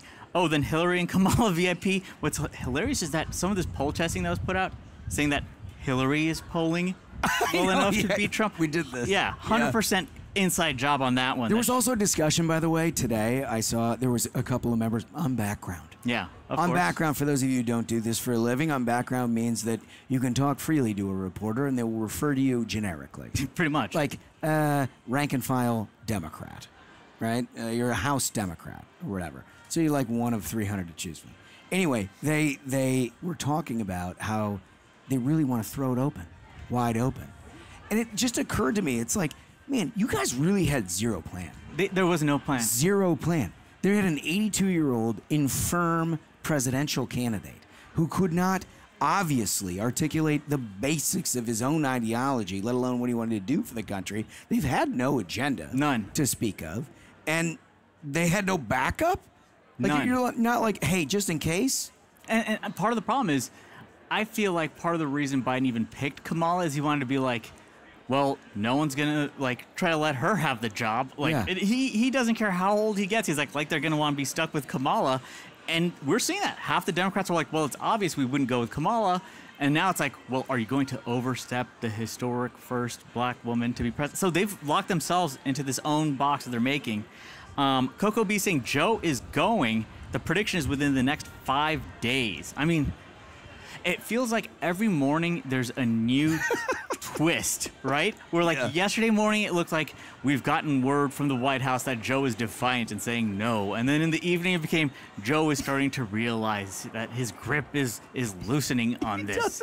He doesn't know. He doesn't know. He doesn't know. If he knew, he would have left a year ago. You know? It's like, dude, if you knew what we knew, brother, you'd have been gone. That's the thing is I think he is so isolated. It's just Dr. Jill, Hunter, him in a bunker, giving each other COVID. And he's not being given any information from outside of like, every poll shows you're getting smoked, dude. Giving each other COVID. I absolutely love it. Thank you for the YouTube comments. Remember, keep doing that. We're going to keep reading these things. We'll get into it next week. And remember to like if you're watching. It is day 4. And you know what day 4 means? We do sort of the biggest thing that we do on the variety program. That's right. And gather round, gather round. We're about to play King of the Hill. Yes. Yeah, and for our new viewers or listeners, of which there are many people are saying. Many people are saying. King of the Hill is our signature game here on the Ruthless Friday program. What we do is we find the worst takes from former Republicans who've now become Democrats. Yeah. You know, think of your Bill Kristols, you know, people like that. Yep. And we showcase them here, a 3-round game, 2 challengers, and ultimately we decide who is King of the Hill. Yeah. Yep. Worst take wins. I have the defending champion, Bill Kristol, today. I believe I defeated Kingsinger last week. So there's a new challenger in the arena today.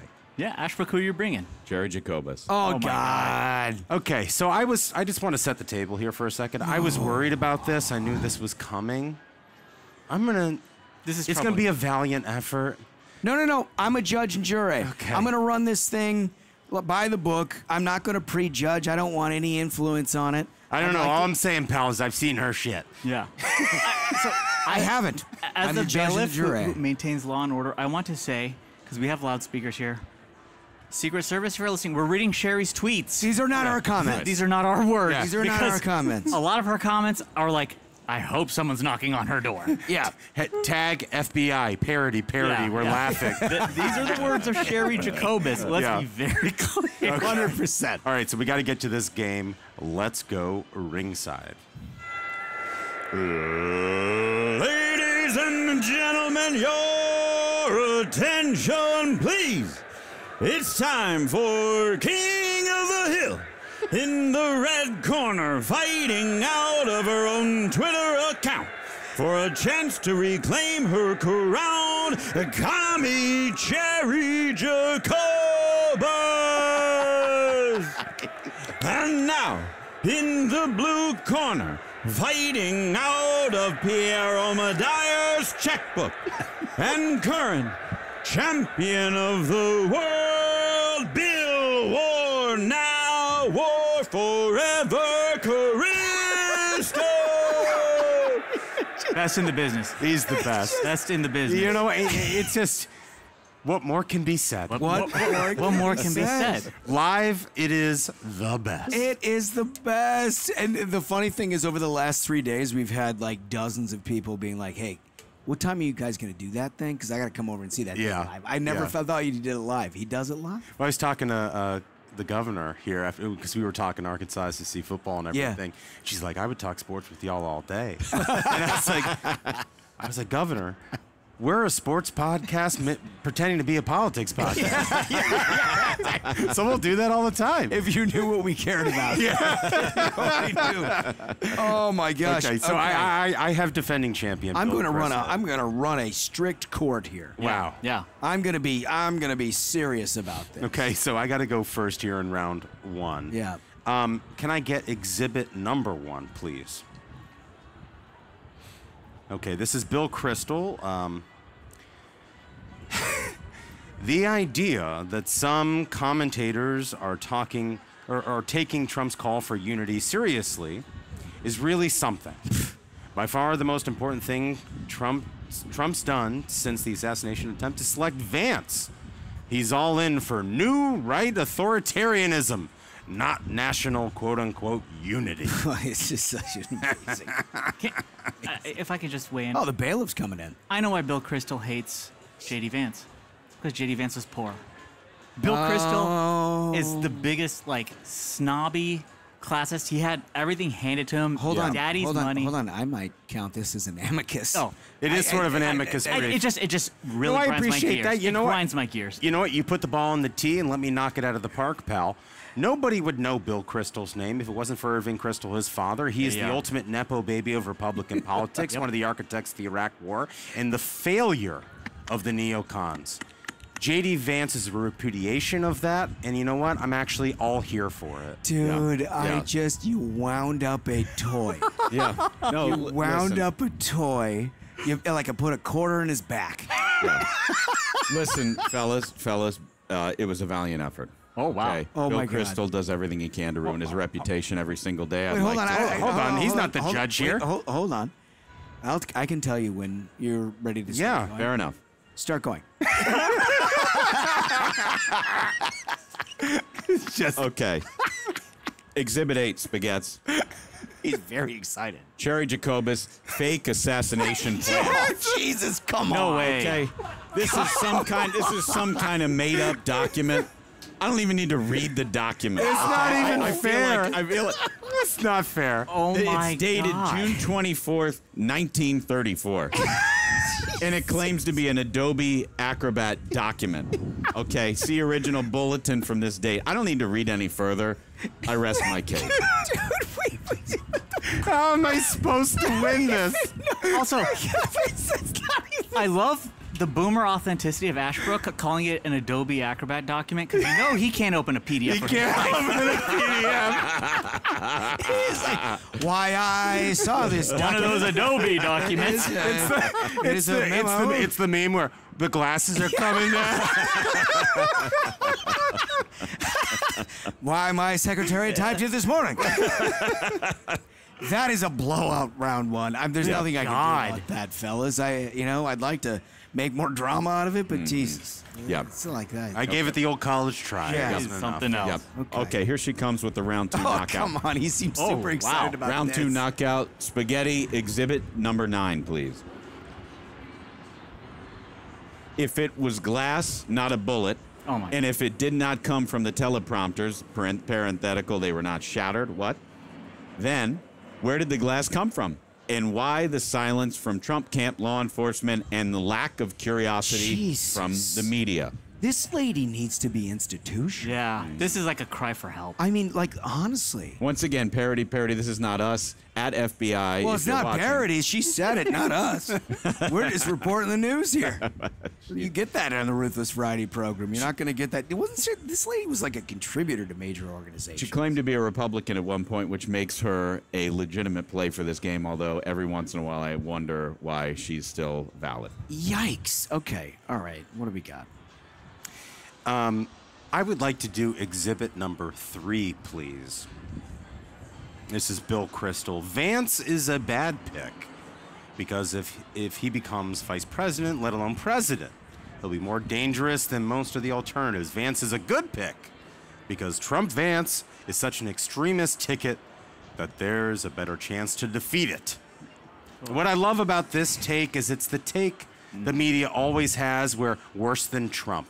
That there's always some boogeyman. The next guy up is always worse than the guy that they told you is the worst. Yeah, I do. Go on. Give me another couple sentences. Romney, there's some resonance there. Romney was Adolf Hitler. He got that guy to have cancer. Remember, because he ran Binders full of women. Yeah, binders full of women. He put the dog on the roof. Yeah, and he was the worst human being ever. Now he's against Donald Trump and most of the Republican Party, and he's lionized by people on MSNBC. But at the time, he was the worst. Can we pop that up one more time? I just want to look at that tweet one more time. Good pick because he's such an extremist. Blah, blah, blah, blah, blah. Cherry Jacobus, where did the glass come from? Okay. I just can't. You know what? I concede. I concede. Listen, I concede. Do you know how bad I wanted a 3-rounder? Hey, look. I wanted a 3-rounder. You got to play it straight. But I got to play it straight. That's ridiculous. Yeah. That is absolutely ridiculous. The judge is nothing if not fair. There is nothing I can do about that. What the fuck is you talking about? First of all, the whole glass thing is in like a fever swamp. Yeah. Like you have. Do you know where on the internet you need to go to find that stuff? Did you have a good round 3? Not good enough. Yeah. There's nothing that's going to compare with that hot fire. That just, I mean... She's like living on 4chan. How do you compete with her? She really, I mean, talk about rising to the occasion, because like every sane individual, even semi-sane individual, has spent the past week since that horrific Saturday being like, it's time for the country to come together. Things have clearly gone wrong. Things have gone off the rail if we're at this point in America. And her take is like, no, I will get worse. Stay tuned. I have a feeling she could get even much, much worse. So the new champion, she's often the champion, Sherry Jacobus. I feel like she's at the beginning of a very, very big run. I think so too. This has been an gonna... incredible King of the Hill. It's always fun to do it live, and when Smash is doing the thing, yeah, it's just the people love it. Just good, clean fun. Good, the stage is everything. The stage is everything. Listen, we're going to be back with a very, very special guest right after this. You're going to see another clip from the convention. Now, when I proposed to my wife, we were in law school, and I said, honey, I come with $120,000 worth of law school debt and a cemetery plot on a mountainside in eastern Kentucky.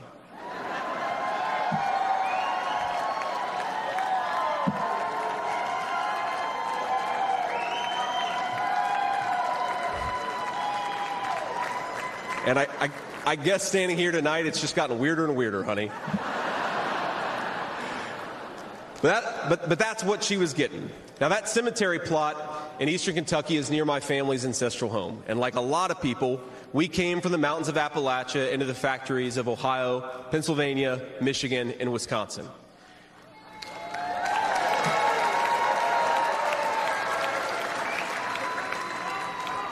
Now, that's Kentucky coal country, one of the 10...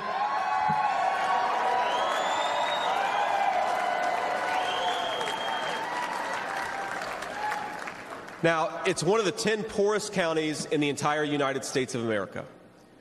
They are very hardworking people, and they're very good people. They're the kind of people who would give you the shirt off their back even if they can't afford enough to eat.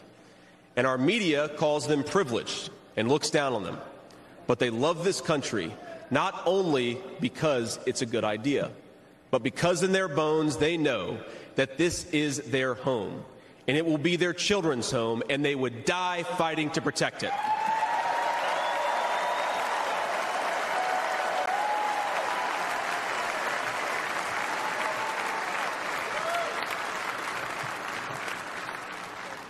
That is the source of America's greatness. As a United States Senator, I get to represent millions of people in the great state of Ohio with similar stories, and it is the great honor of my life. Now, in that cemetery, there are people who were born around the time of the Civil War. And if, as I hope, my wife and I are eventually laid to rest there, and our kids follow us, there will be 7 generations just in that small mountain cemetery plot in eastern Kentucky. 7 generations of people who have fought for this country, who have built this country, who have made things in this country, and who would fight and die to protect this country if they were asked to.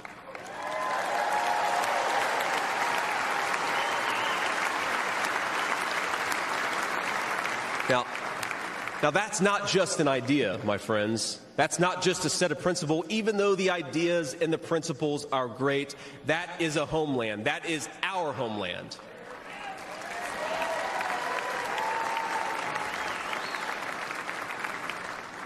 People will not fight for abstractions, but they will fight for their home. And if this movement of ours is going to succeed, and if this country is going to thrive, our leaders have to remember that America is a nation and its citizens deserve leaders who put its interests first.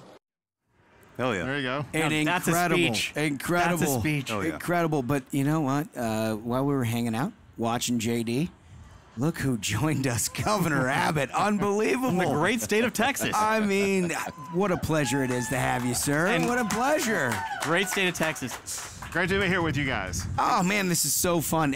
Are you enjoying yourself? Having a blast. So I've been to multiple conventions. This is by far the best, the funnest, the most exciting, the most united. Yeah. Can I say one thing quickly?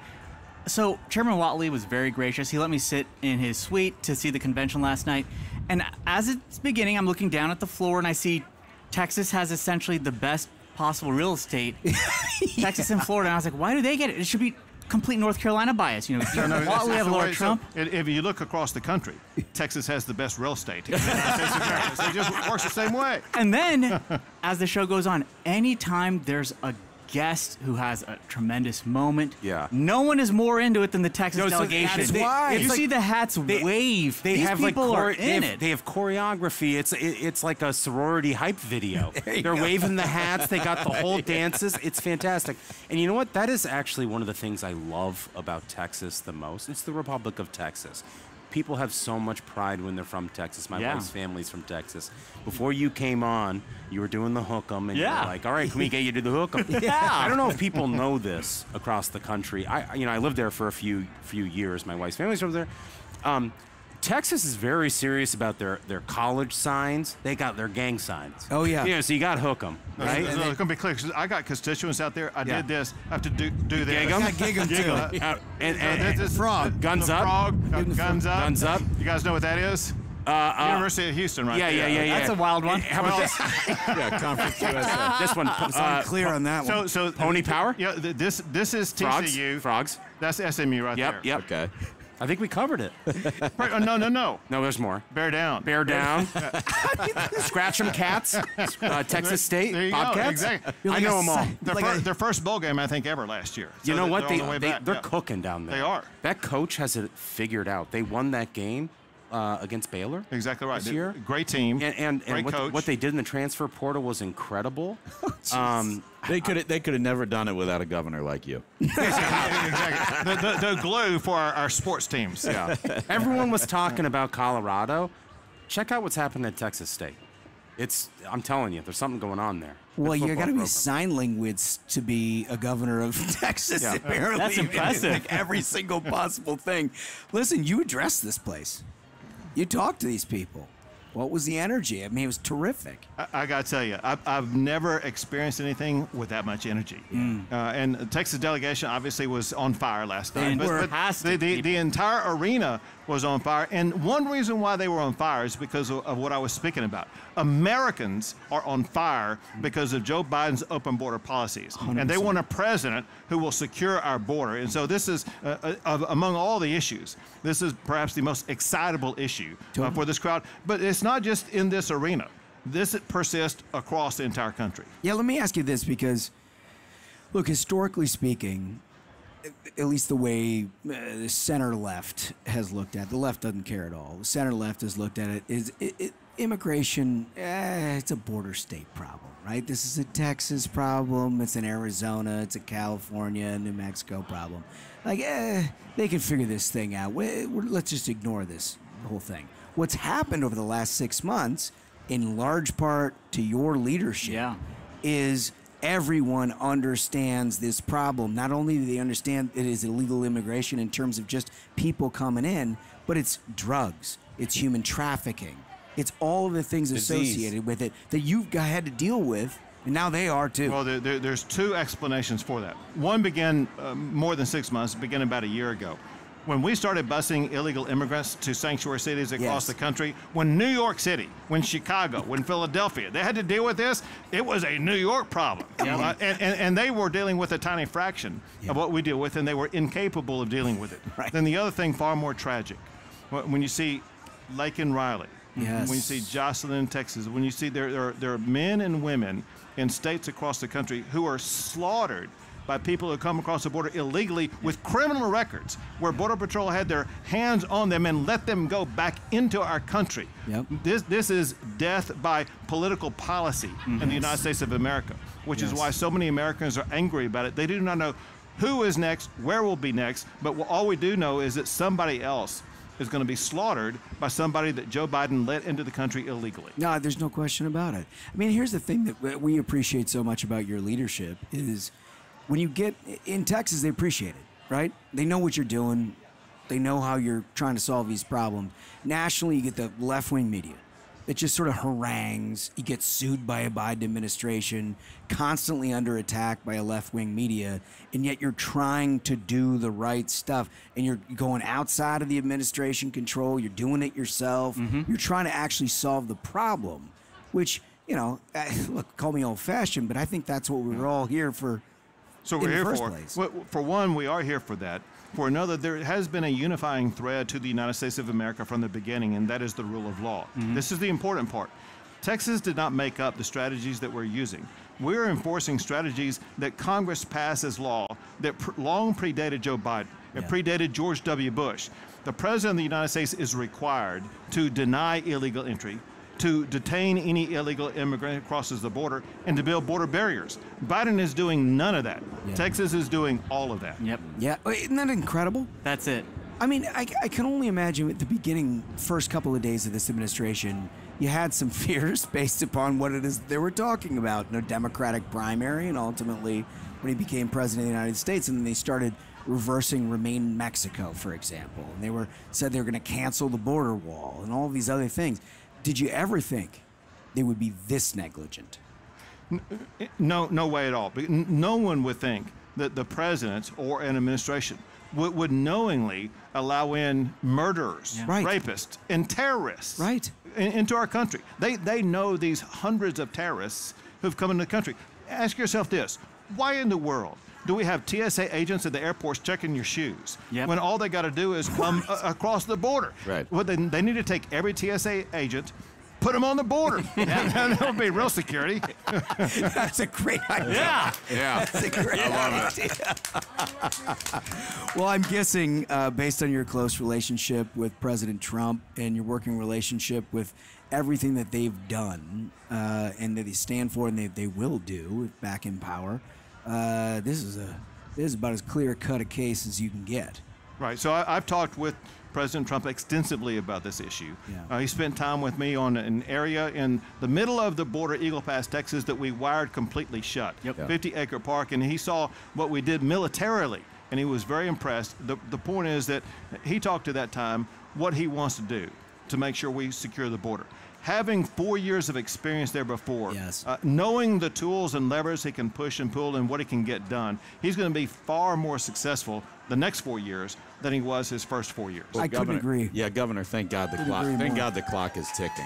You know, thank God that people are watching their watch, and they're knowing that in January President Trump will be sworn in, and you guys are going to work together to actually close the border. What do you think happens? First part, he's sworn in. What happens January, February? It just shuts down, and you guys do what everybody's been begging for so long. Quite literally, I know that they are ready on his first day in office. He will sign executive orders that put back in place the very effective policies that he had in place. But even more than that, he will use his executive power to make sure that on day one, he begins to secure the border. That messaging alone will stop. So remember, no one crosses the border without the aid of the cartels. The cartels are going to get the message on day one.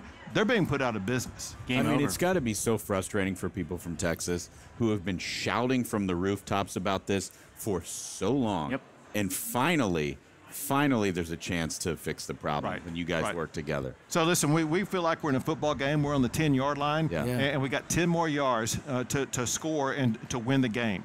If we win the game, it is a game changer, not just for Texas, but for all of America, because it will restore safety, it will restore order, it will restore the rule of law and normalcy about what Americans want. This is not a Republican issue. This is an American issue. That's right. That's right. And maybe for the first time, it feels like we've been we've been talking about this forever. That's the thing is, to me, the most impressive accomplishment you've had is, like Holmes was saying, immigration was a Republican, issue that we were pushing, that we need to have a secure border. And only once you made American sanctuary cities, Chicago, New York, aware that Texas has been suffering in silence. If you say you're a sanctuary city, you join in on dealing with this problem. Very quickly, we got like 65% of Americans saying, shut down the border, send illegal aliens back. Brilliant. It's incredible. It's real leadership is what it is. I mean, it's what our country And it's the theme of this whole convention,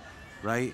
Because unless you live in New York or D.C., and you're sort of insulated from all of this, the forgotten man, the person that J.D. Vance and Donald Trump speak about, are the people who are ranchers in Texas who deal with this issue. Right? And it's always been a border issue. But when you ship them to Martha's Vineyard suddenly, like Ron DeSantis did, it's their vacation issue. Their problem. Oh, wow, now it's an American issue, not a Republican issue. Look at that.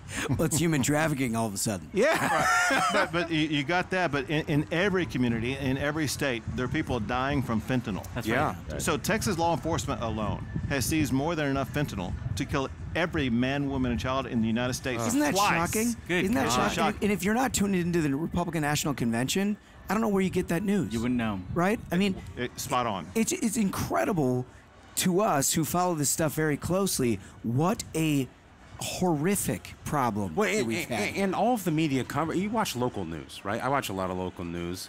You hear about Narcan, and that's and God bless them for giving it to school. For giving, but like they don't tell you the rest of the part of the story. It's only that second part where they're like, well, we're getting Narcan delivered around. It's like, well, why do we need that Narcan in elementary schools? Yeah, it's because of what Abbott's been talking about all along. Right, exactly. Right. Yeah. But so this is part of the bigger picture. So there will be several reasons why I believe, and this is my thought, not Trump's thought, but I believe he will go after China on some trade issues, on some national security issues. But this fentanyl, the precursor elements come from China. Yes. And I think Trump will work from day one to try to stop China from what it's doing and then importing it into Mexico first.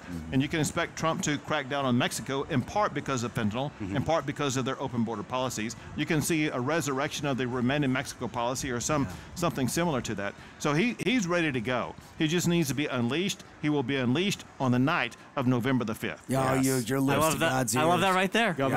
Governor, Texas is a border state. It's also an energy state. And we talk about things being unleashed. I mean, tell us a little bit about what our economy can expect when the Texas energy sector is able to just explode.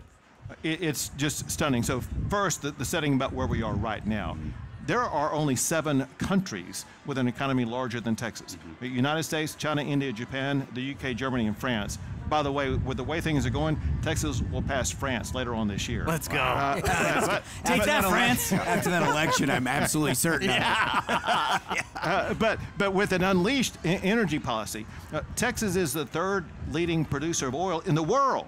Only Saudi Arabia and Russia are ahead of Texas. And with us being fully unleashed, with that and with us exporting LNG across the entire globe, our economy is going to skyrocket. I love it. Listen, Governor Abbott, we thank you so much for your leadership. You've been so clear, such moral clarity on all of these issues. You've been talking about it forever. Everyone is now coming over and saying, like, oh, man, I guess he did know what he was talking about. Thank you for joining us on the Ruthless Variety program. Thank you, guys. You're the absolute Good to be with you guys. Let's go back to another clip from last night's Republican National Convention. Good evening. Good evening. When I was asked to introduce my husband, J.D. Vance, to all of you, I was at a loss. What could I say that hasn't already been said before? After all, the man was already the subject of a Ron Howard movie. J.D. has shared much of his life through his own eloquent words. In his book, Hillbilly Elegy, during his Senate campaign, and now as a sitting United States Senator. It occurred to me that there was only one thing to do: to explain from the heart why I love and admire J.D. and stand here beside him today, and why he will make a great Vice President of the United States. I met J.D. in law school when he was fresh out of Ohio State, which he attended with the support of the GI Bill. We were friends first because, who wouldn't want to be friends with J.D.? He was then, as now, the most interesting person I knew. A working-class guy who had overcome childhood traumas that I could barely fathom to end up at Yale Law School. A tough Marine who had served in Iraq, but whose idea of a good time was playing with puppies and watching the movie Babe. The most determined person I knew with one overriding ambition: to become a husband and a father, and to build the kind of tight-knit family that he had longed for as a child. My background is very different from JD's. I grew up in San Diego, in a middle-class community.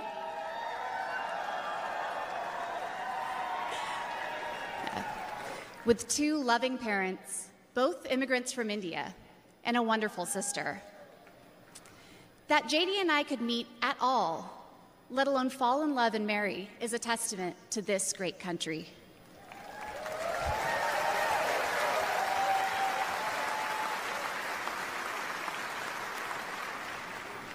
It is also a testament to JD, and it tells you something about who he is. Before I knew it, he had become an integral part of my family, a person I could not imagine living without. The JD I knew then is the same JD you see today, except for that beard. And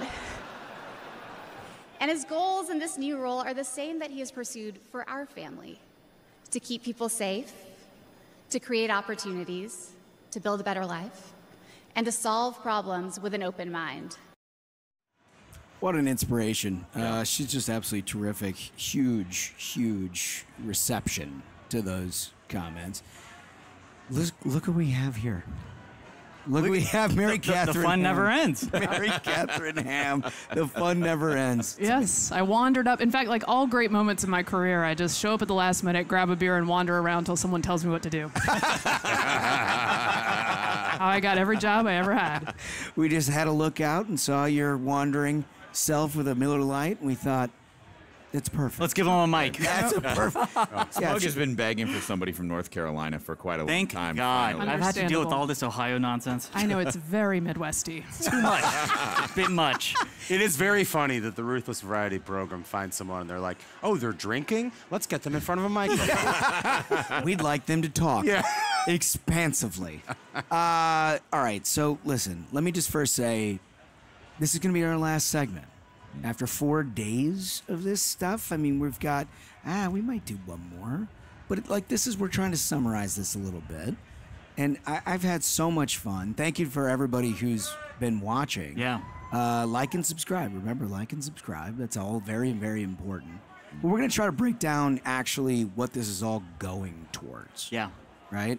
It's nice to have good speeches. It's nice to have a bunch of unity and all of those things. What needs to happen to put that man back in the White House? So we thought we'd like the road to 270.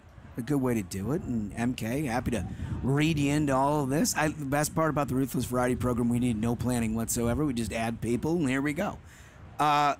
Let's do the first piece of this. This is what Joe Biden, not the Donald Trump campaign, not anybody else. This is what they said they absolutely needed to win in order to get to 270. Let's play clip 12. Let's get that thing up there so you guys can take a look at what we're dealing with. Or not. There it is. There it is. Talking about the Midwest. There it is. And it is the Midwest. And this region was formerly known, I should say, as the Blue Wall, because Donald Trump broke that. He's known for building a wall, but he actually broke the Blue Wall to get into the White House in 2016. That's been essentially a bastion for 20 years for the Democrats. Yeah. And he loosened that grip and broke it. And I feel like bringing JD on the ticket is part of how they feel they cracked that one more time. No question about it. For our audio-only listeners, we're talking about Pennsylvania, Michigan, and Wisconsin. That's what the Biden campaign says they need to win to get back into the White House. Biden, Kamala, whatever. We'll find out this weekend, I guess. TBD. MK? Yeah, look, to me, it's the issue that Biden has one path and Trump has several available to him. Yeah. That makes the game obviously easier for Trump. And they are not, shall we say, in a position of strength at this moment. Right. Whereas the Republican Party has endured traumatically one of the most perfect recipes for unity. Yeah. And for excitement and for even low propensity voters to be excited to get out there and cast a vote. And I think that matters. And the vibes coming out of this matter, and they've been pretty good. Pretty good. And I think the low propensity voters are going to be key. They were key to Donald Trump's success in 2016. I remember, and I've told this story many times on the show, but watching the returns come in 2016, and some of the first states to report were like Florida.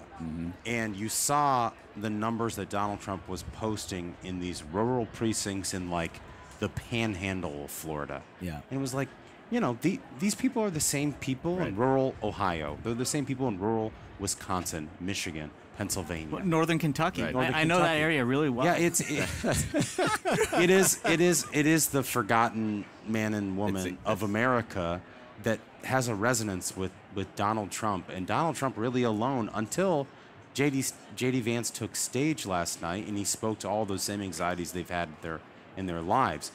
It is a double down. Yeah. Getting J.D. Vance on this ticket is a double down to the strategy that won the White House in 2016. Although, can I say for what it's worth, I think that Hillbilly Elegy as a book and being the book club book of 2016 and the movie easily consumable to get everybody up to speed, I think I underestimated that as a pop cultural touchstone for like a suburban mom demo that goes, interesting. Which I sampled a bit of today. Great point. And was like, most of them said, he seems sort of nice. His family seems nice. His wife seems great. And I watched that movie and it made me kind of like him.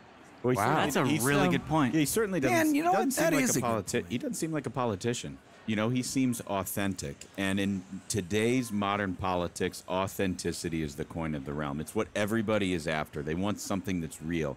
There's nothing more real than what we saw from J.D. Vance last night, what we saw from his mother, what we heard about his mama. Yeah, I mean, 19 guns in Mama's house. Love it. This is the story of so many lives in small to mid-sized towns in Ohio and Pennsylvania and Michigan and Wisconsin. And like you said, Michael, he is the perfect person to speak to. I think you're entirely right. And somebody once told me authenticity is indeed the coin of the realm, and once you can fake that, you've got it all figured out. That's not what's happening here. He's the real McCoy, and as you mentioned, that is very interesting. That to me is the best take I've heard probably all week. Yeah, I hadn't even. This is why we have MK on. She just comes on, she pops on for a minute, and she's like, oh. Hey, and you know who understands pop cultural touchstones? Donald Trump. Yeah. Yes. Right? Yep. So I thought that was interesting. Now, they may learn more about him, but I thought that demo's not really the sell or isn't designed to be who they're pitching to, and yet that matters. It does. Smart. It matters a lot. So this next one in clip 13 is what we have said here on the Variety program at the beginning of this campaign. Now, not after the last 4 weeks, which I think is getting to be a pretty good place, but at the beginning of this campaign, there is no pathway for Republicans without that state in clip 13. Georgia, you might know a little something about that Sick 'em. too. Oof. So, I mean, look, Republicans on the federal level, Kemp's done great. I mean, state legislature, great. Statewide stuff, great. Federal level, both for president and the last 2 Senate races, horrible, awful. It's become a swing state that Democrats have focused a lot on. This is one that if you're looking for in the Eastern time zone in November when we're counting votes, this is one that early on will tell you exactly how this thing is going to go. Yep. And I think early on, I know I at least had a lot of trepidation about Georgia. I felt like it just there was a kind of a party divorce in a lot of different ways. You had a Kemp faction that was dominating state politics, and it was divorced from the MAGA crowd. Now, that has all seemed to kind of come back, to great credit to Governor Kemp and President Trump. That has all come back together. Everybody's on the same team. Kemp was with us on Monday or Tuesday talking about that. And I think it feels safer to me. Yeah, I think Governor Kemp had tremendous success. Folks might remember MLB boycotted the All-Star game in Georgia because Governor Kemp had the audacity of being like, you know what, maybe we just have a fair election, your ID, and then, fill out your ballot. Wild ideas. And the MLB was like, this cannot stand. We will boycott it. And it completely blew up in their own faces. But they don't even get water. Yeah. You're not allowed to open up a free restaurant to buy votes. Wild. Fellas, we talked to people from Georgia. MK has lived there. Mm-hmm. What do you think about the state? I think that what matters a lot of the times is that you have this competent figure at the top of the party in that state who has created a situation where you have a competent get out the vote, where you have the rules clearly understood, where the party is on board with playing by the rules and taking as much advantage of the rules as possible instead of discouraging voters from taking advantage of those early voting segments and all that kind of thing. And so that makes me feel good about Georgia. By the same token, Virginia, which is like a stretch, but is looking better in polling, Youngkin has created a system in the state party that is very competent, that has encouraged people, rural and suburban, to get out and vote early, to take advantage of all the rules. And those things will matter. That's your blocking and tackling. And like DeSantis in Florida, it's just nothing but SEC on this program. Duncan, we've got to take it back. I know, for the Big Ten. But that's right. Is if you have great leadership at the top, because Democrats have essentially waved the white flag in Florida. They're like, it's not a swing state anymore. Yeah, it's done. And DeSantis has played a tremendous role to make it happen. So like, if you have great leadership at the top for a state, and you got that great infrastructure for a party to get everyone on the same page, get a good turnout operation, that's the way, because it's boots on the ground, it's blocking and tackling, that's how we win. Yeah, no question about it, Duncan. Yeah, I mean, we really lost, I think, that muscle memory. Prior to 2020, this used to be the bread and butter of the Republican Party. Yes. Absentee and early vote. And it's my hobby horse. Everybody knows this. It gets me very, very animated. It's very important. Animated? Yeah. And you should see the old man. It's just coin in the back, wind up toy. It is, but it's so critical, and it doesn't happen. And to MK's point, it doesn't happen without the leadership of people like Brian Kemp. Yeah, Brian Kemp built that operation from the ground up, and suffered a primary during all of that. And you know what came out of it stronger because he did that. Yeah. And it's the reason why we're going to win that state. And I think Donald Trump's on board with this too. Yep. And that's going to make all the difference ahead of November. Because I would point out to everybody watching this, we don't have election day in this country anymore. Yeah. In Pennsylvania, I think ballots will go out 50 days. 50 days before the election. So it's the blocking and tackling. And, the conference that does that blocking the best is the Big Ten. As we learned in that national championship game, championships are won in the trenches. But that's and that's why I love the video that they played last night of Donald Trump during the convention saying that, listen, Democrats will do anything they can to win, like vote by mail, early vote. They take advantage of every possible way. If we want to ensure that we get to call the shots to govern, he said we will use any tactic in the book, and that means if you have to vote by mail, early vote. Yeah. Go vote in person early. Make sure we get every single vote in the ballot. There's no ideological preclusion to winning. That's correct. Whatever the rules are, play by them. That's right. And we'll figure it out. If we have the opportunity to change them, we will. Yep. But if we don't, losers don't legislate. Go win. The owner of the Raiders, Davis, what did he always say? Al Davis. Just win, baby. Just win, baby. That's exactly right. All right, let's go to clip 14 for our final little look through on the states that are going to matter an awful lot. And this is where what you were talking about earlier, MK, a lot of paths for Donald Trump. Very slim, very narrow, very specific path for President Biden. We're talking about Nevada and Arizona. You stack that on top of Georgia, all of a sudden, you need to win one of 4 different states, and you're home.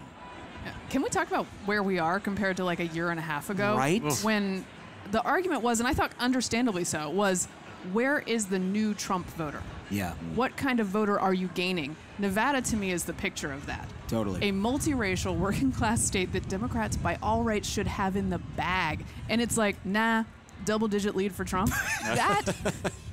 That is wild compared to where we were 2 years ago. Completely. And no taxes on tips? Well, so like genius. He knows a pitch that works. We've talked to a lot of people who live in Nevada at this convention. That's a huge It is. It's genius. Huge deal. Clark County, obviously the hospitality industry in all of Las Vegas.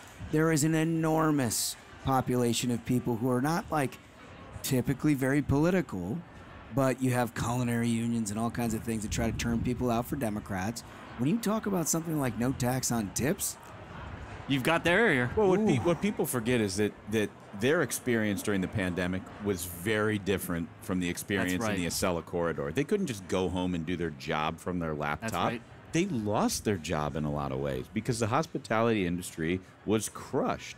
And so they have an understanding of the economy in a way that most other states actually do not. Well, and if I'm not mistaken, I don't want to embarrass myself, but the governor's race there was one of the few places where you saw backlash where Republicans were victorious over the COVID overreach, which I've always been nice to see that. Yeah, because, we had this entire elite class, to Ashbrook's point, the Acela corridor, people who could DoorDash their whole lives and not think of the ramifications for that for the American economy. Yeah. And there were millions of people who work in the service industry in this country who lost their jobs. Yep. And they didn't forget that. Yep.